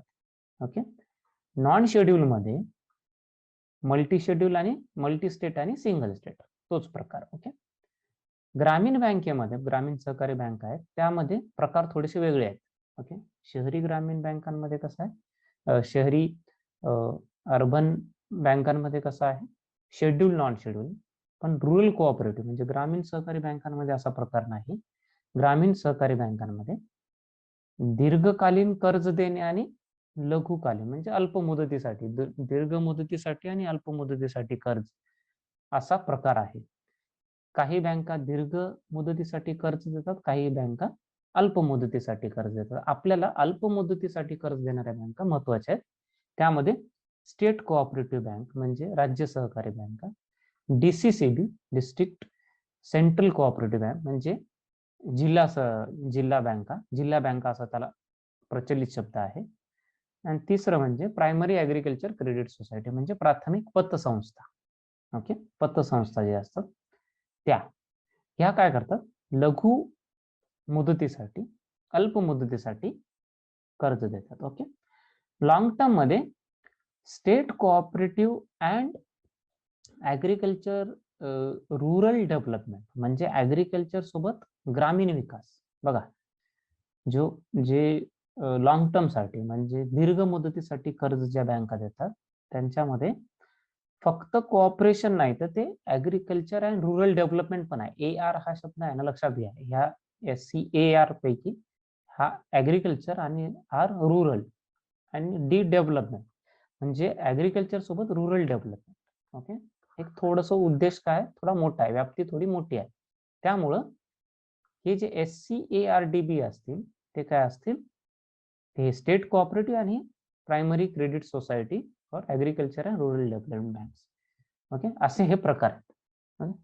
तर सोपा प्रकार म्हणजे तुम्हाला जर आणखी एकदा जर हे समजून सांगायचं तर हा एक आहे सहकारी बँकेचे दोन प्रकार पडतात, एक अर्बन सहकारी आणि ग्रामीण सहकारी. अर्बन सहकारी म्हणजे शेड्यूल्ड आणि नॉन शेड्यूल्ड. शेड्यूल्ड म्हणजे दुसऱ्या शेड्यूल मध्ये आरबीआयच्या ऍक्ट 1934 मध्ये. त्याच्यात मल्टी स्टेट म्हणजे एकापेक्षा जास्त राज्यात, सिंगल स्टेट म्हणजे एकाच राज्यात. ओके, तोच प्रकार नॉन शेड्यूल्डचा. ओके. त्यानंतर ग्रामीण बँकेमध्ये जे दीर्घकालीन मुदतीसाठी जास्त मुदतीसाठी कर्ज देतात त्यांचा एक प्रकार, आणि कमी मुदतीसाठी जे देतात कर्ज त्यांचा एक प्रकार. ओके. आणि कमी मुदतीसाठी जे कर्ज देतात ते आपल्याला महत्वाचे आहेत, कारण एक खालच्या स्तरावर तळागाळापर्यंत पोहोचणारे ह्या आहेत, या सहकारी बँक आहेत. आणि जास्तीत जास्त कर्ज ह्यांच्याकडनं घेतले जाते, आणि जे ग्रामीण भागातली गरज आहे, शेतकऱ्यांची गरज ही यांच्या मार्फत पुरवली जाते. ओके. त्यामुळे हे जास्त महत्वाचे आहेत आपल्यासाठी. तुम्ही बघा किती आकडेवारी पण यांची जास्त आहे. ओके, कंसामध्ये आकडेवारी दिलेली आहे. 95,509 प्राथमिक संस्था, प्राथमिक पतसंस्था. ओके, 351 जिल्हा बँका आणि राज्य बँका, राज्य सहकारी बँका 33. ओके, तर असा हा प्रकार आहे. तर हे अल्प मुदतीसाठी कर्ज देतात, आणि दीर्घ मुदतीसाठी कर्ज देणाऱ्या संस्था म्हणजे SCEARDB म्हणजे scheduled cooperative agriculture rural development. Agriculture सोबत रूरल डेव्हलपमेंट आहे. आणि primary credit agriculture rural development banks. Okay. आता ह्या काय आहेत आपण डिटेल मध्ये बघूया, आणि हा पाठ झाल्यानंतर आपण सहकार हा टॉपिक संपेल. ओके. अर्बन सहकारी बँका आणि ग्रामीण सहकारी बँका असं एक ढोबळ जे वर्गीकरण असते ते असं असतं. तर आपण अर्बन सहकारी बँका बघूया आपण. इथं ग्रामीण बँकांबद्दल माहिती नाही, अर्बन मध्ये. ओके. अर्बन सहकारी बँकांचे शेड्यूल्ड आणि नॉन शेड्यूल्ड असे दोन गट पडतात. ओके, ते आपण मी तुम्हाला चार्ट मध्ये सांगितलं. ओके, शेड्यूल्ड आणि नॉन शेड्यूल्ड. शेड्यूल्डचा अर्थ काय मित्रांनो बघा, आरबीआय ऍक्ट 1934च्या दुसऱ्या शेड्यूल मध्ये जर नोंद असेल तर शेड्यूल्ड. ओके, आरबीआयचा ऍक्ट आहे, कायदा आहे 1934चा, त्याचा शेड्यूल्स आहे. त्याच्यात जर दुसरा शेड्यूल, सेकंड शेड्यूल, शेड्यूल म्हणजे काय, नोंदी असते, एक यादी, ही पहिली यादी, ही दुसरी यादी, ही तिसरी आहे. तर जर दुसऱ्या यादीत नाव असेल तर त्याला शेड्यूल्ड बँक म्हणतात. मग ते सहकारी बँक असो का व्यापारी बँक असो, ओके, कमर्शियल बँक असो, दोन्ही बँकेच्या बाबतीत आपण सहकारी बँकांबद्दल बोलतोय, पण व्यापारी बँकांबद्दल देखील ते लागू आहे, त्यांना पण ते लागू आहे. ओके. तर दुसऱ्या शेड्यूल मध्ये नोंद असेल तर त्याला शेड्यूल्ड बँक म्हणतात. आणि जर व्याप्ती एका राज्यापेक्षा जास्त असेल तर त्याला बहुराज्य बँक म्हणतात. ओके. आणि दुसऱ्या शेड्यूल मध्ये जर त्याची नोंद नसेल तर नॉन शेड्यूल्ड म्हणतात. आणि एकाच राज्यामध्ये जर व्याप्ती असेल तर त्याला फक्त राज्य बँक म्हणतात, म्हणजे एकाच, ओके, एकाच राज्यापुरती मर्यादित असलेली बँक म्हणतात. ओके. तर अर्बन सहकारी बँकांना नेमका त्याचं जर तुम्ही हिस्ट्री बघितली मित्रांनो, 1990च्या काळात आपण बघितलंय, तुम्ही जुने लेक्चर माझे काढून बघू शकता. 1990ला जे उदारीकरण झालं होतं, वित्तीय उदारीकरण, त्याचा खूप फायदा झाला. का फायदा झाला? कारण इतर बँकांना, लोकांना अगोदर जे प्रवेश बंदी होती, प्रवेश बंदी म्हणजे एक अडथळे होते, आपण बघितलं ते. ओके, बऱ्याच प्रकारचे अडथळे होते. ओके, की हेच उद्योग करायचे, एवढ्याच प्रमाणात करायचं, उत्पादन एवढ्याच प्रमाणात करायचं. तुम्ही माझे जुने लेक्चर काढून बघू शकता, त्यात तुम्हाला डिटेलमध्ये एलपीजी वरती आपण एक 2-3 लेक्चर घेतले होते. लिबरलायझेशन, प्रायव्हेटायझेशन, ग्लोबलायझेशन, उदारीकरण, ओके, खाजगीकरण आणि जागतिकीकरणावरती, त्यामध्ये मी डिटेलमध्ये बोललो होतो. ओके. तर बऱ्याच संस्थांना प्रवेश बंदी होती की हा बिझनेस करायचा नाही, त्याच्यासाठी त्याला लायसन्सची गरज लागायची. ओके. तर ते मुक्ती झाली. आणि व्याज नियंत्रण मित्रांनो, व्याज हा सरकार ठरवायचं, बाजारपेठ ठरवत नसायचं. ओके, सरकार ठरवायचं. आणि ह्या दोन गोष्टी जेव्हा मुक्त झाल्या, म्हणजे प्रवेश मुक्ती झाली, व्याज नियंत्रण मुक्ती झाली, तर ह्यामुळं जे अर्बन सहकारी बँक आहेत त्यांच्या भरभराटीस मदत मिळाली. ओके, त्यांच्या भरभराटीस काय झालं, मदत मिळाली ह्या गोष्टींवर. ओके. तर थोडी प्रगती बघूया यांची. 1991ला बघा 1307च बँका होत्या, पण 2004ला 2105 बँका, ह्यांची संख्या 2105 वर गेली. ओके. पण 2004 नंतर एकत्रीकरण करण्यात आलं. एकत्रीकरण म्हणजे कसं, छोट्या छोट्या बँका असतील काही आणि काही मोठ्या बँका असतील. तर छोट्या छोट्या बँकात कारण त्यांना जर व्यवस्थापन होत नसेल, असं होते बऱ्याचदा छोट्या प्रमाणावर जर गोष्टी असेल तर व्यवस्थापन होत नाही, तर त्यांना मोठ्या बँकेमध्ये विलिनीकरण करतात. ओके, असं विलिनीकरण 2004-5 मध्ये करण्यात आलं. महाराष्ट्र आणि गुजरात अशा विलिनीकरणामध्ये अग्रेसर होते. ओके, आणि त्यामुळं नंतर ह्यांची संख्या ओके कमी झाली, नंतर कमी झाली. तर जवळजवळ विलिनीकरणात 136 विलिनीकरण एक मार्च 2021 पर्यंत 2004-5 पासून जेव्हा काँग्रेसचं गव्हर्नमेंट होतं तेव्हापासून ही प्रक्रिया सुरू झाली. तर मार्च 2021 पर्यंत बघा मित्रांनो 136 बँकांचं म्हणजे एकूण एक विलिनीकरण, ओके बँकांचं म्हणत नाही मी, एकूण विलिनीकरण टोटल मर्जर्स ओके किती झाले, जवळजवळ 136.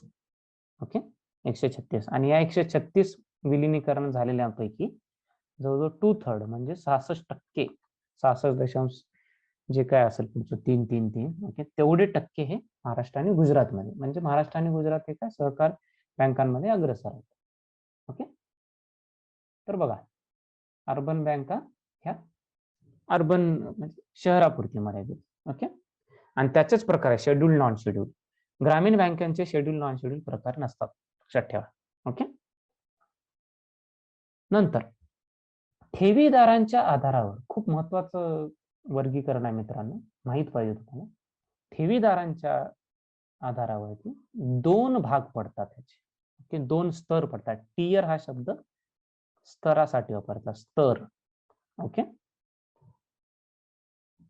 कशाच्या बेसिसवर मित्रांनो, काय आधार आहे याचा? ठेवीदार, डिपॉझिटर. ओके, ठेवी जे ठेवल्या जातात पैसे. एक आहे स्तर 1. ओके, ग्रामीण जे अर्बन बँक आहे, अर्बन बँक त्याचं 2 स्तर आहेत. एकाला एक स्तर म्हणतो आणि दुसऱ्याला दुसरा स्तर म्हणतो. ओके, पहिल्या स्तरामध्ये 3 प्रकार आहेत बघा, एकच प्रकार आहे. ओके, पण 3 थोडेसे त्याचं वर्गीकरण करताना विचार करून केले. ठेवी जर 100 करोडच्या खाली असतील आणि जर बँक एकाच जिल्ह्यामध्ये असेल तर ते स्तर पहिल्या स्तरामध्ये येते. ओके, पहिलं स्तर असते त्यांचं. ठेवी कशी 100 करोडच्या खाली आणि एकाच जिल्ह्यामध्ये ती बँक आहे. ठेवी जर 100 करोडच्या खाली असतील आणि एकापेक्षा अधिक जिल्ह्यांमध्ये काम असेल त्या बँकेचं, पण ते जिल्हे कसे चिकटून असतील, एकमेकांना चिटकून असेल असे, की इथे एक जिल्हा असेल तर त्याला चिटकून दुसरा जिल्हा, त्याला चिटकून तिसरा जिल्हा, असे जर जिल्हे असतील, ती बँक जर अशा एकापेक्षा जास्त जिल्ह्यांमध्ये कार्यरत असेल आणि एकाच जिल्ह्यामध्ये 25% जास्त कर्ज वाटप किंवा ठेवी असेल. बघा पहिला कंडिशन काय, स्तर 1 मध्ये यायला, टियर 1 मध्ये काय, ठेवी 100 करोडच्या खाली आणि एकाच जिल्ह्यांमध्ये कामकाज, सगळ्या शाखा एकाच जिल्ह्यांमध्ये. ठेवी जर 100 करोडच्या खाली असतील पण 100 करोडच्या खाली ठेवी आहेत, पण जे कर्ज वाटप जे कामकाज आहे एकापेक्षा जास्त जिल्ह्यांमध्ये आहे, पण ते जिल्हे कसे आहेत, जवळजवळ आहेत, चिटकून आहेत. आणि जे कर्ज वाटप असते किंवा ठेवी असते ते 95% पेक्षा जास्त एकाच जिल्ह्यात आहे, तेव्हा देखील ते स्तर 1 मध्येच येते.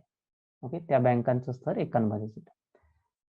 तिसरी जी कंडिशन आहे, ठेवी 100 करोडच्या खाली आणि ज्याच्या शाखा जिल्ह्याचे पुनर्गठन होण्यापूर्वी एकाच जिल्ह्यामध्ये होत्या. ओके, समजा एखादा जिल्हा XYZ, ओके XYZ जिल्हा आहे, ह्याचं पुनर्गठन झालं आणि याला 2 केले, एक जिल्हा झाला आणि YZ एक जिल्हा, असं एक उदाहरण. ओके, तर पुनर्गठन होण्यापूर्वी ओके जर ती बँक एका जिल्ह्यात असेल, असं ही एक XYZ बँक होती, पण आणि नंतर पुनर्गठन झाल्यानंतर इकडं आणि इकडं असे एक्स इकडे आली, वाय इकडे गेले, झेड इकडे गेले, असे 3 समजा झाले असतील. ओके, आणि ठेवी टोटल किती असतील, 100 करोडच्या खाली असेल, तर त्या बँकेला देखील काय म्हणलं जाते, त्या बँकेला देखील एका पहिल्या स्तरामध्ये स्तर ओके पहिल्या स्तरामध्ये मोडले जाते. तर बघा मित्रांनो, अर्बन बँकेचे ओके अर्बन बँकेचे 2 स्तर आहेत, एक पहिलं स्तर, दुसरं स्तर. पहिल्या स्तरामध्ये ठेवी 100 करोडच्या खाली एकाच जिल्ह्यामध्ये किंवा ठेवी 100 करोडच्या खाली चिटकून असलेल्या जिल्ह्यामध्ये आणि एका जिल्ह्यामध्ये 95% पेक्षा जास्त ठेवी, किंवा एका ठेवी 100 करोडच्या खाली आणि पुनर्गठन होण्याच्या अगोदर ती बँक एकाच जिल्ह्यामध्ये असली पाहिजे. तर ते स्तर 1 मध्ये येते, अर्बन बँक. स्तर 2 मध्ये उरलेल्या सगळ्या अर्बन बँका येतात. सोपं आहे. ओके, 2 स्तर आहेत. एकाला टियर 1 पहिलं स्तर, टियर 2 दुसरं स्तर. ओके, पहिल्या स्तरामध्ये 100 करोडच्या खाली ठेवी आणि त्या कंडिशन जे आपण 3 कंडिशन बघितल्या, एकाच जिल्ह्यात किंवा एकापेक्षा जास्त जवळजवळ असणाऱ्या जिल्ह्यात पण एका जिल्ह्यातून 95% जर ठेवी येत असतील, किंवा पुनर्गठन होण्याच्या अगोदर एकच जिल्हा होता, पुनर्गठन झाल्यानंतर 2-4 जिल्हे झाले, अशाला टियर 1 म्हणतात. टियर 2 मध्ये उरलेले सगळे. सोपं आहे. ओके, उरलेले सगळे. तर इतर सगळ्या अर्बन सहकारी बँका स्तर 2 मध्ये येतात. ओके, तर लक्षात घ्या मित्रांनो, अर्बन सहकारी बँकांचंच स्तर 1 आणि स्तर 2, स्तर 1, स्तर 1 आणि स्तर 2 असे भाग पडतात. ओके, आणि शेड्यूल नॉन शेड्यूल पण त्यांचेच पडतात. ओके, 2001 मध्ये एका तज्ञ गटाची स्थापना करण्यात आली. ओके, आणि NS विश्वनाथन यांच्या अध्यक्षतेखाली ती स्थापना करण्यात आली. ओके, 2021 म्हणलं बहुतेक मी चुकून, 2021 ला ह्या बँकांना सुधारण्याची शिफारस करण्यात आली. ओके, फक्त नाव, जास्त शिफारसी डिटेलमध्ये करण्याची गरज नाही. विश्वनाथन समितीने अहवाल दिला होता. 2021 ला विश्वनाथन समिती, NS विश्वनाथन यांच्या अध्यक्षतेखाली एक समिती स्थापन करण्यात आली आणि त्यांनी त्याच वर्षी अहवाल दिला, जुलै 31 ला. आणि ह्या बँकांना बऱ्याच सुधारणा सांगण्यात आल्या, त्याची शिफारस करण्यात आली. ओके, त्याची शिफारस करण्यात आली. आता मित्रांनो, तुम्हाला माहित असेल की भारतामध्ये एक खूप मोठी समस्या आहे, ती म्हणजे नॉन परफॉर्मिंग ऍसेट्सची. नॉन परफॉर्मिंग ऍसेट्स म्हणजे कसं की बँका, कमर्शियल बँका, जो व्यापारी बँका आहे, समजा ही बँक असेल ए, ते काहीतरी कोणत्या तरी बी लिमिटेड, समजा अनिल लिमिटेड नावाच्या कंपनीला कर्ज दिले. ओके, आणि ती कंपनी बुडाली, अनिल गेला पळून दुसऱ्या देशात आणि ते कर्ज पण केलं. ओके, मी जाणून बुजून असं पळून गेला असा शब्द वापरला, कारण तुम्हाला माहिती आहे 2-3 प्रकरण असे झालेले, 2-3 नाही, 4 झाले भारतात. ओके, तर आता जर ही कंपनी बुडाली, तर ही कंपनी जे कर्ज घेतलेले असते ते कर्ज पण काय व्हायला लागते, बुडायला यायला लागते. ओके, बुडायला लागते त्याला पण. आणि त्या कर्जातून जी व्याज मिळणार असते, कर्जाची मुद्दल आणि कर्जाचं व्याज, हे त्या बँकांना परत मिळत नाही. मग अशी जी मालमत्ता असते, ही बँकेची मालमत्ता असते, असेट असते बँकेची. त्या बँक मालमत्तेला काय म्हणतो, नॉन परफॉर्मिंग, जे म्हणजे जे काम करत नाही. ओके, त्याला नॉन परफॉर्मिंग असेट असा शब्द असतो. तर व्यापारी बँकांच्या बाबतीत नॉन परफॉर्मिंग असेट्स जर असतील, तर रिझर्व्ह बँक ऑफ इंडिया काय करते, त्यांना प्रॉम्प्ट करेक्टिव्ह ऍक्शन. आपल्याला हे बँकिंग मध्ये नंतर बघायचं आहे, कोऑपरेटिव्ह बँकेमध्ये येत नाही. ओके, करेक्टिव्ह ऍक्शन म्हणजे ते सुधारले पाहिजे म्हणून काही दिवसासाठी काय करतं, कर्ज देण्यावर बंदी घातली जाते. कर्ज देण्यावर काय करतात, बंदी घातली जाते. ओके, त्या बँकांवरती. का, तर तुम्ही अगोदरच कर्ज काढलं नाही, परतफेड करण्यामध्ये असक्षम आहात, ओके, तर नवीन कर्ज देऊ नका, पहिलंच तुम्ही बघा. ओके, असं. तसंच मित्रांनो, अशीच एक पद्धत सहकारी बँकांना आहे, त्याला नाव आहे सुपरवायझरी ऍक्शन फ्रेमवर्क. म्हणजे सुपरवायझन म्हणजे वरतून बघणे, पर्यवेक्षण करणे. कृती म्हणजे ऍक्शन, चौकट म्हणजे फ्रेमवर्क. तुम्ही मराठी ट्रान्सलेशन केलं तरी नाही केलं तरी चालेल. ओके, सगळ्याच गोष्टींचं शब्दशः ट्रान्सलेशन करायची गरज, इकॉनॉमिक्स मध्ये तर गरज नसते. ओके, मी हे जबाबदारीनं बोलतोय. मी गेली जवळजवळ 2015 पासून शिकवतो इकॉनॉमिक्स. एक गोष्ट मी बघितली की सगळ्याच गोष्टीचं ट्रान्सलेशन इकॉनॉमिक्स मध्ये तर गरजेचं नाही. ओके, तर सुपरवायझरी ऍक्शन फ्रेमवर्क म्हणजे काय, पर्यवेक्षी कृती गट.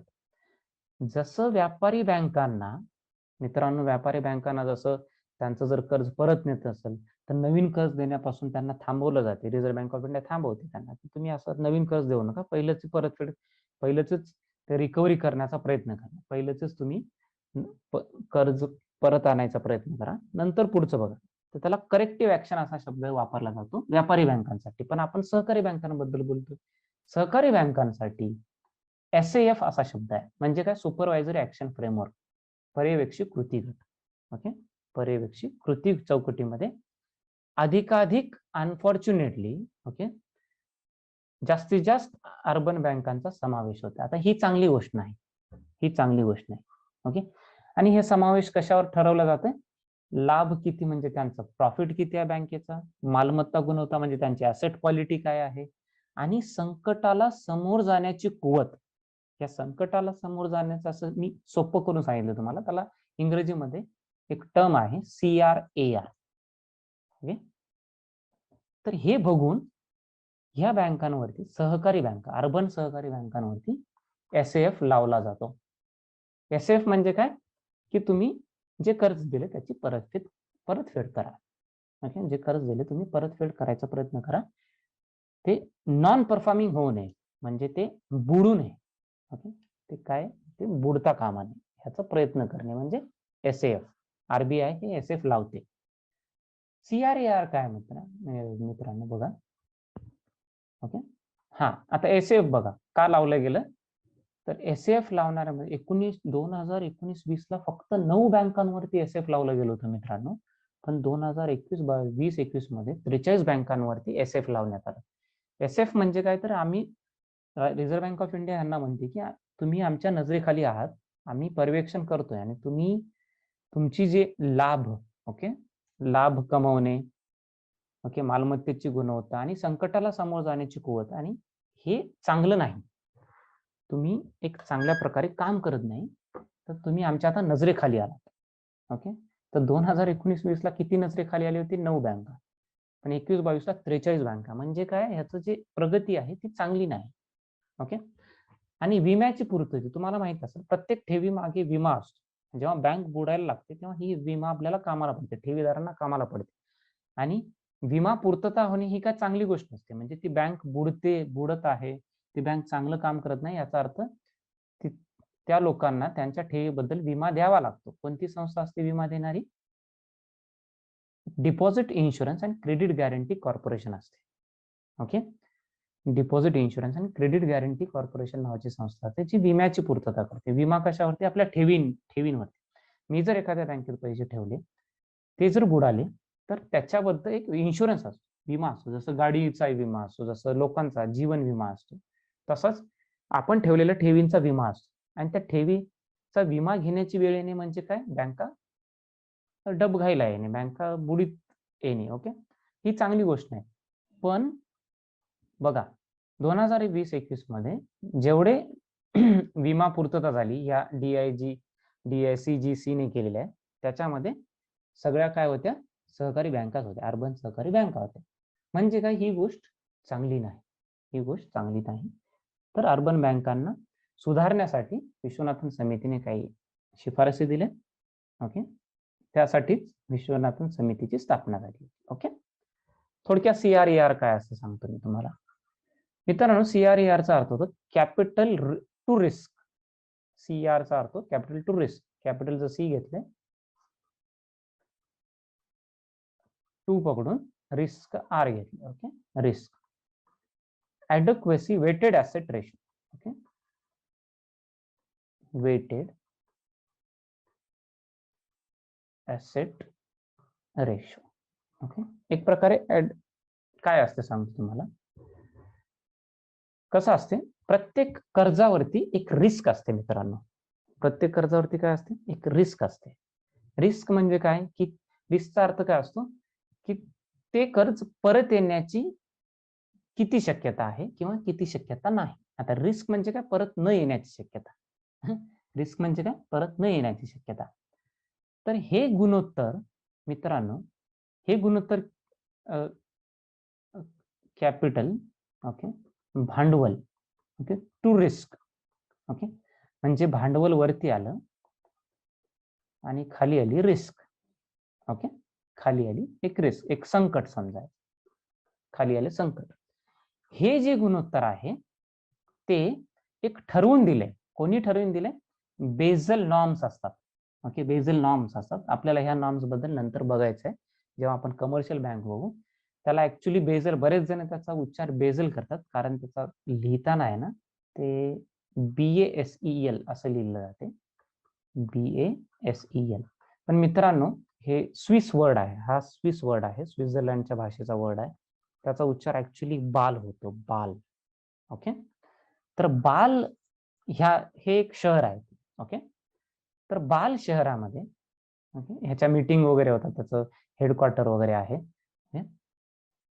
तर तिथं जी संस्था आहे, ओके, बँकेची एक संस्था आहे, ती संस्था काय करते की एखाद्या बँकेला संकटाला सामोर जाण्यासाठी कॅपिटल टू रिस्क म्हणजे भांडवलाचा आणि संकटाचं एक प्रमाण गुणोत्तर सांगितलं जाते. आणि ते गुणोत्तर आपल्या देशात अर्बन बँकांसाठी 9% आहे. अर्बन बँकांसाठी किती आहे? 9% आहे, म्हणजे 9/100. ओके, जर 100 संकट असेल तर कमीत कमी तुमच्याकडे भांडवल कितीचं पाहिजे, जे कॅपिटल असलं पाहिजे 9चं असलं पाहिजे. तुम्ही म्हणाल सर 100 जर संकट आलं तर 9चं भांडवल कसं पुरेसं राहील? तर हे जे भांडवल आहे आपण ते काय करणार, कर्जाच्या रूपात दिलं जाते आणि त्याच्यानंतर त्याच्यापासून नवीन ठेवी तयार केल्या जातात. ओके, तर बघा, जर संकट आलं तर आपल्याकडे 9 भांडवल 9%. ओके, 9% म्हणजे काय? 9 100पैकी. ओके, तर एवढं असलं पाहिजे अर्बन बँकांना, एवढं असलं पाहिजे अर्बन बँकांना. हे कोणी ठरवून दिले? आरबीआयने ठरवून दिले.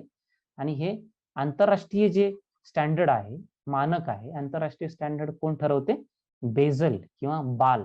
ओके, त्याला इंग्रजीमध्ये BASEL असं लिहितात. ओके, तर बाल शब्द आहे, तो स्विस वर्ड आहे ऍक्च्युली, स्वित्झर्लंड मध्ये एक शहर आहे. ओके, बाल.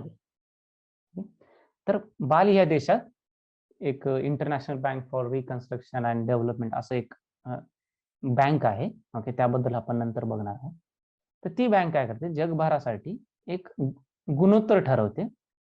भारतासाठी देखील जगभरातल्या बँकांसाठी गुणोत्तर ठरवते. ते गुणोत्तर आपल्या संकटाला सामोर, त्या बँकांना संकटाला सामोर जाण्यासाठी त्यांची कुवत दाखवते. तर रिझर्व्ह बँक ऑफ इंडियाने भारतामध्ये अर्बन बँकांसाठी ते गुणोत्तर किती ठरवले मित्रांनो? 9%. किती टक्के? 9%. म्हणजे काय? आपल्याकडे भांडवल 9% पाहिजे संकटाला समोर जाण्यासाठी. कोणत्या बँकांसाठी? अर्बन बँकांसाठी. ओके, लक्षात ठेवा. तर हे होतं अर्बन बँकांमध्ये.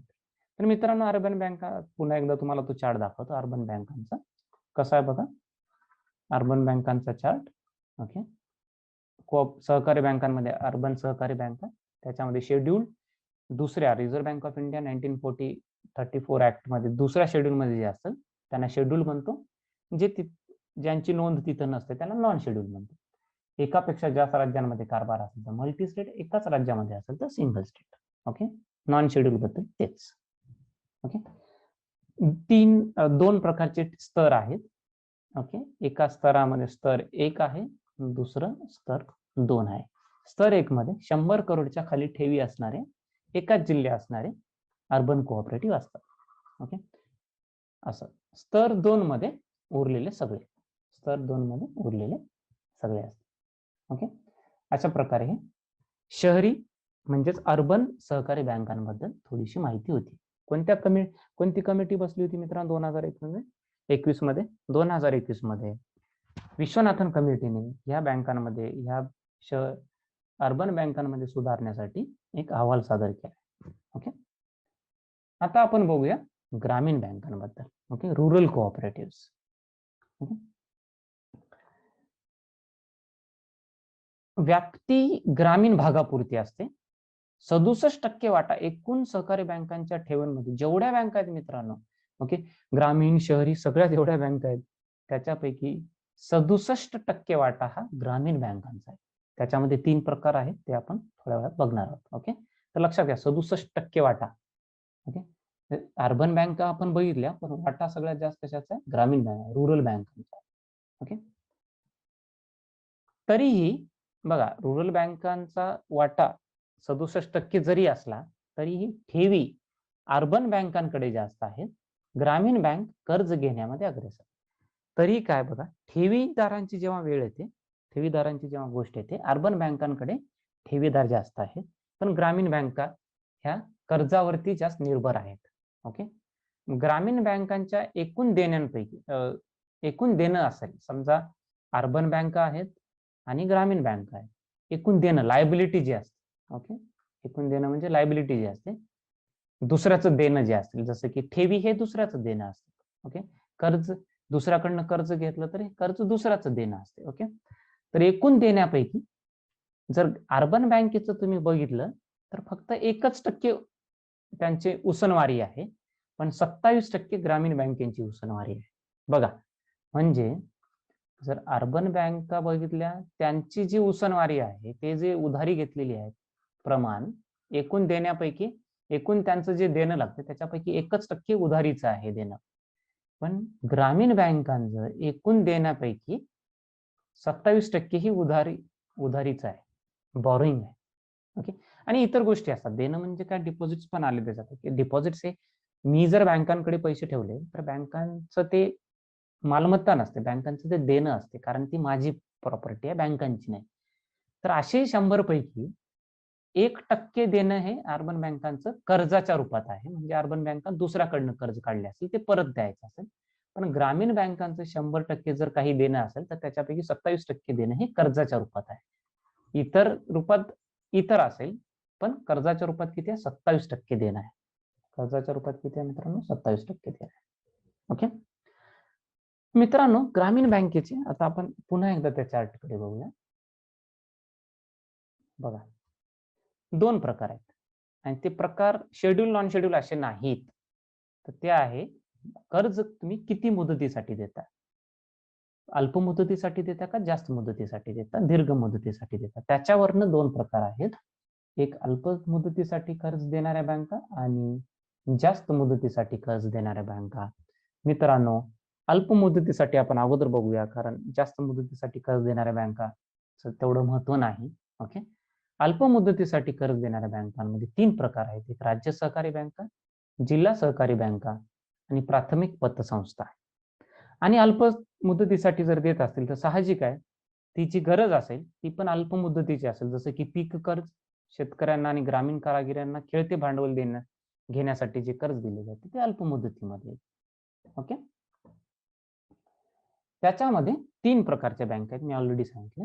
राज्य सहकारी बँका, जिल्हा सहकारी बँका आणि प्राथमिक संस्था. पहिली बघू आपण राज्य सहकारी बँका. ओके, ग्रामीण सहकारी बँकांमध्ये सर्वोच्च स्थानावर राज्य सहकारी बँका आहेत. खालच्या 2 स्तरांना कर्ज देण्याचं काम करतात. आता खालचे 2 स्तर कोणते आहेत मित्रांनो, जिल्हा सहकारी आणि प्राथमिक पतसंस्था. ओके, तर बघा, राज्य सहकारी बँकांमध्ये सर्वोच्च स्थानावर काय, ग्रामीण बँकांमध्ये ग्रामीण सहकारी बँका ज्या असतात, रुरल कोऑपरेटिव्ह, त्याच्यामध्ये सर्वोच्च स्थानावर ती राज्य सहकारी बँक आहे आणि ते काय करतात, खालच्या 2 स्तरांना कर्ज देण्याचं काम करतात. ओके, 2020च्या मार्च पर्यंत जवळजवळ 2072 शाखा ह्या राज्य सहकारी बँकांच्या होत्या. ओके, राज्य सहकारी म्हणजे स्टेट कोऑपरेटिव्ह, इथं राहून गेलेली याचं state cooperative banks. Okay, state cooperative banks.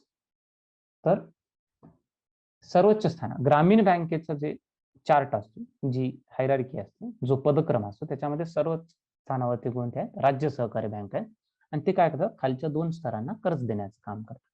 Okay, जे मध्य दोन्हीच्या मध्ये म्हणजे सगळ्यात खाली प्राथमिक संस्था, प्राथमिक पतसंस्था आणि सगळ्यात वरती राज्य सहकारी. तर जे मध्यंतरी आहे, जे दोघांच्या मध्ये आहे, मध्यस्तर ज्याला म्हणतो, त्यात जिल्हा बँक येतात मित्रांनो, त्याला district central cooperative bank. Okay, जिल्हा बँका म्हणतो. राज्य सहकारी बँकांकडून उधारी घेण्याचं काम ते करतात. नाबार्ड कडून देखील ते रिफायनान्स करायचं काम करतात. रिफायनान्स ह्या शब्दाचा अर्थ मी मागे एकदा एका लेक्चरमध्ये सांगितलं होतं, पुन्हा एकदा रिपीट करतो. रिफायनान्सचा अर्थ काय होतो मित्रांनो, रिफायनान्स म्हणजे जर एखाद्या लोनचं मुदत बदलून लोन देत असेल, ओके, लोन मध्ये काही बदल करून लोन मिळत असेल तर त्याला रिफायनान्स म्हणतात. ओके, तर असं रिफायनान्स करायचं काम कोण करते, नाबार्ड करते आणि नाबार्ड मार्फत, नाबार्डच्या खाली ते डिस्ट्रिक्ट सेंट्रल कोऑपरेटिव्ह बँका म्हणजे जिल्हा बँका ते रिफायनान्स करायचं काम करतात. ओके, व्यक्तीला आणि प्राथमिक पतसंस्थांना कर्ज देणे, इंडिव्हिज्युअल म्हणजे एखाद्या व्यक्तीला किंवा प्राथमिक संस्थांना कर्ज देण्याचं काम कोण करते, जिल्हा बँक करते. ठेवीदाराची संख्या सगळ्यात अधिक आणि त्यामुळे निर्भरता कमी. बघा मित्रांनो, सगळ्यात अधिक ठेवीदारांची संख्या आहे. ओके, आपण इथं पहिलं बघितलं होतं शहरी बँका आणि ग्रामीण बँका, म्हणजे अर्बन बँका आणि ग्रामीण बँकांमध्ये इथं जे मी स्लाइड दाखवली होती. ओके, सगळ्यात जास्त 67% वाटा हा ग्रामीण बँकांचा, शहरी बँकांचा, आणि 67% मध्ये तुम्ही बघितलं राज्य सहकारी बँक किंवा प्राथमिक पतसंस्थांचं जे योगदान आहे ते जिल्हा ग्रामीण बँकांपेक्षा कमी आहे. ठेवीदारांची संख्या जिल्हा ग्रामीण बँकांची जास्त आहे, लक्षात घ्या. ओके, आणि त्यामुळे ते दुसऱ्यावर डिपेंडंट नसतात, निर्भर नसतात. असं सगळ्यात खालचा स्तर आहे मित्रांनो ग्रामीण बँकांमध्ये.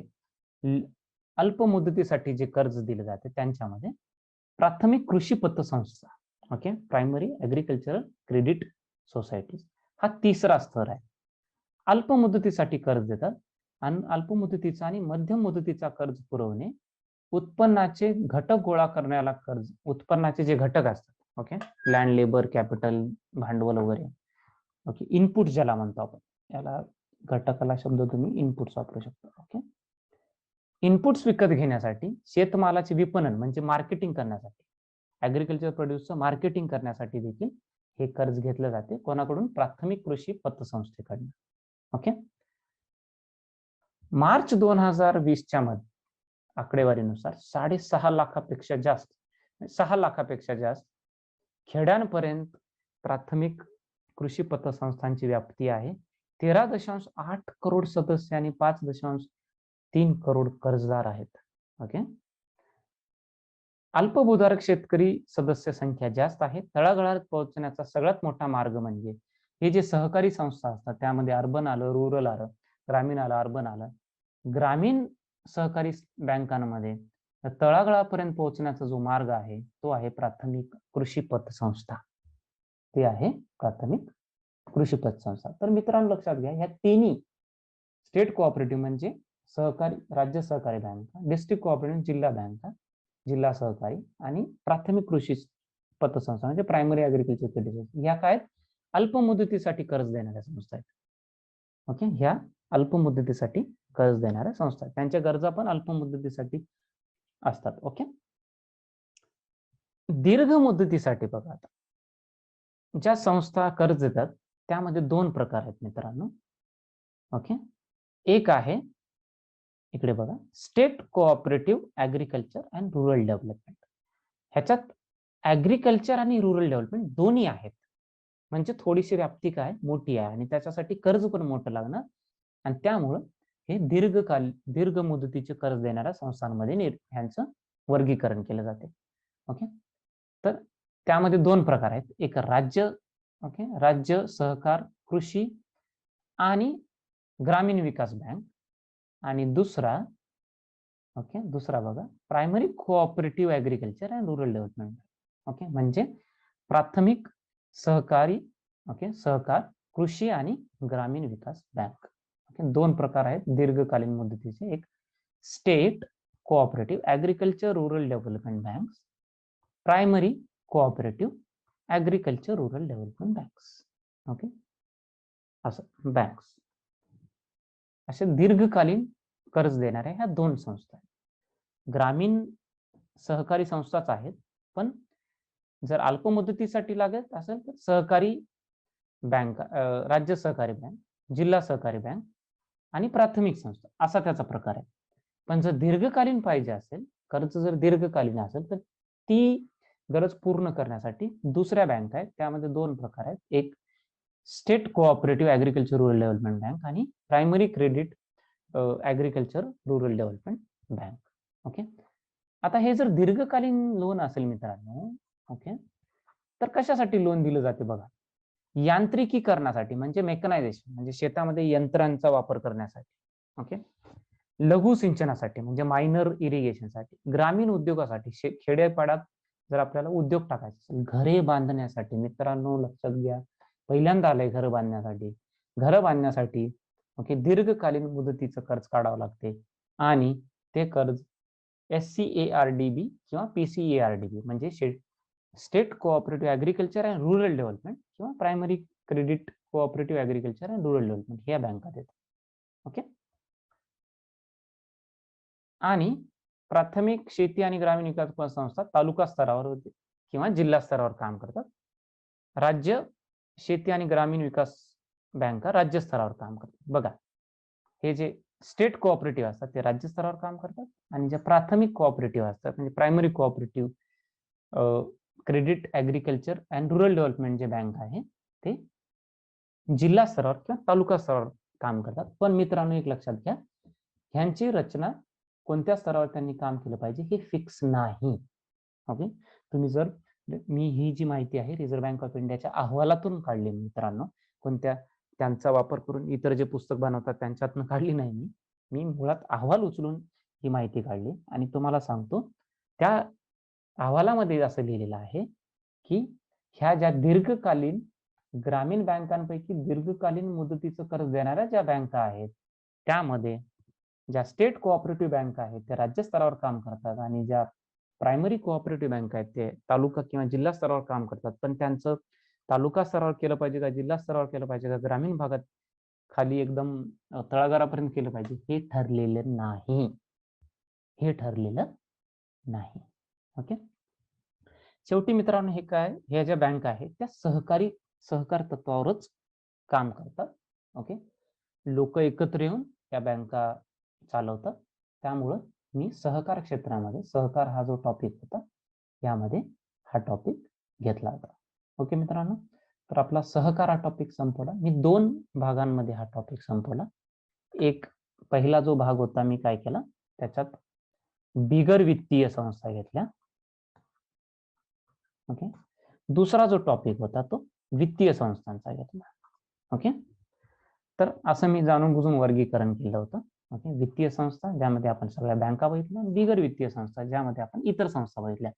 मित्रांनो, ह्याचे अधिकाधिक उदाहरण, ओके, ह्या सहकार तत्वावर चालणाऱ्या संस्थांची, बँका असो का बिगर बँका असो, बिगर वित्तीय गोष्टी संस्था असो का वित्तीय संस्था असो, याची अधिकाधिक उदाहरणं तुम्हाला ह्या चॅप्टर मध्ये न बघता तुम्ही इतर चॅप्टर मध्ये शोधायला पाहिजे. ओके, जसं की कृषी नावाचा चॅप्टर होता. ओके, आपल्याला ओके विपणन नावाचा चॅप्टर होता. ओके, कृषी मालाचे विपणन. ओके, नंतर जो फलोत्पादन नावाचा चॅप्टर होता. ओके, तर ह्या चॅप्टर मध्ये ह्या सहकारी तत्वावरती चालणाऱ्या जास्तीत जास्त संस्थांची नावं आहेत. तर तुम्ही इथं फक्त इथंच याच्या अंडर नावं बघण्यापेक्षा, कारण इथं काही उपयोग होणार नाही, इथं तुम्ही एखादा नाफेडचं इथं उदाहरण घ्याल पण त्याचं मुळात काम हे कृषीसाठी आहे, ते तिथं जास्त क्लिअर होईल. ओके, त्यामुळं ह्या चॅप्टर मध्ये जेवढी उदाहरणं घ्यायची आहेत तुम्हाला, ती उदाहरण तुम्ही काय करा, इथून पुढे जेव्हा इतर चॅप्टर वाचाल तुम्ही, त्यामध्ये जर एखादी सहकारी संस्था आली तर त्याला ह्याच्याशी लिंक करून बघा. ओके, इथं उदाहरण घ्याल पण जी संस्था असेल त्या संस्थेचं काम वेगळं असेल, त्यामुळे तुम्हाला तेवढं कळणार नाही. ओके, त्यामुळं जेव्हा दुसरा चॅप्टर वाचाल तुम्ही, दुसरा चॅप्टर कृषी, समजा आता कृषी नावाचा चॅप्टर वाचला. ओके, तिथं जर एखादी सहकारी संस्था आली ना तर त्याला तुम्ही ह्या चॅप्टरची लिंक करून वाचा, म्हणजे तुम्हाला चांगल्या प्रकारे कळेल. ओके मित्रांनो, so thank you for being here. आजच्या पुरतं हेच. उद्या आपल्याला एक वेगळा चॅप्टर, नवीन चॅप्टर सुरू करायचा. सहकार हा टॉपिक एवढाच होता. ओके, ह्यापेक्षा जास्त काही मी घेणार नाही. उद्या आपल्याला खूप महत्वाचा, ओके, आणि खूप कंटेंट त्याच्यात जास्त आहे, 2-3 लेक्चर त्याच्यामध्ये जातील आपलं, असा चॅप्टर आहे. त्याचं नाव आहे फायनान्शियल मार्केट बहुतेक. ओके, फायनान्शियल मार्केट हा चॅप्टर आपल्याला उद्यापासून घ्यायचा. Okay, thank you for being here. तर आपण उद्या भेटूया.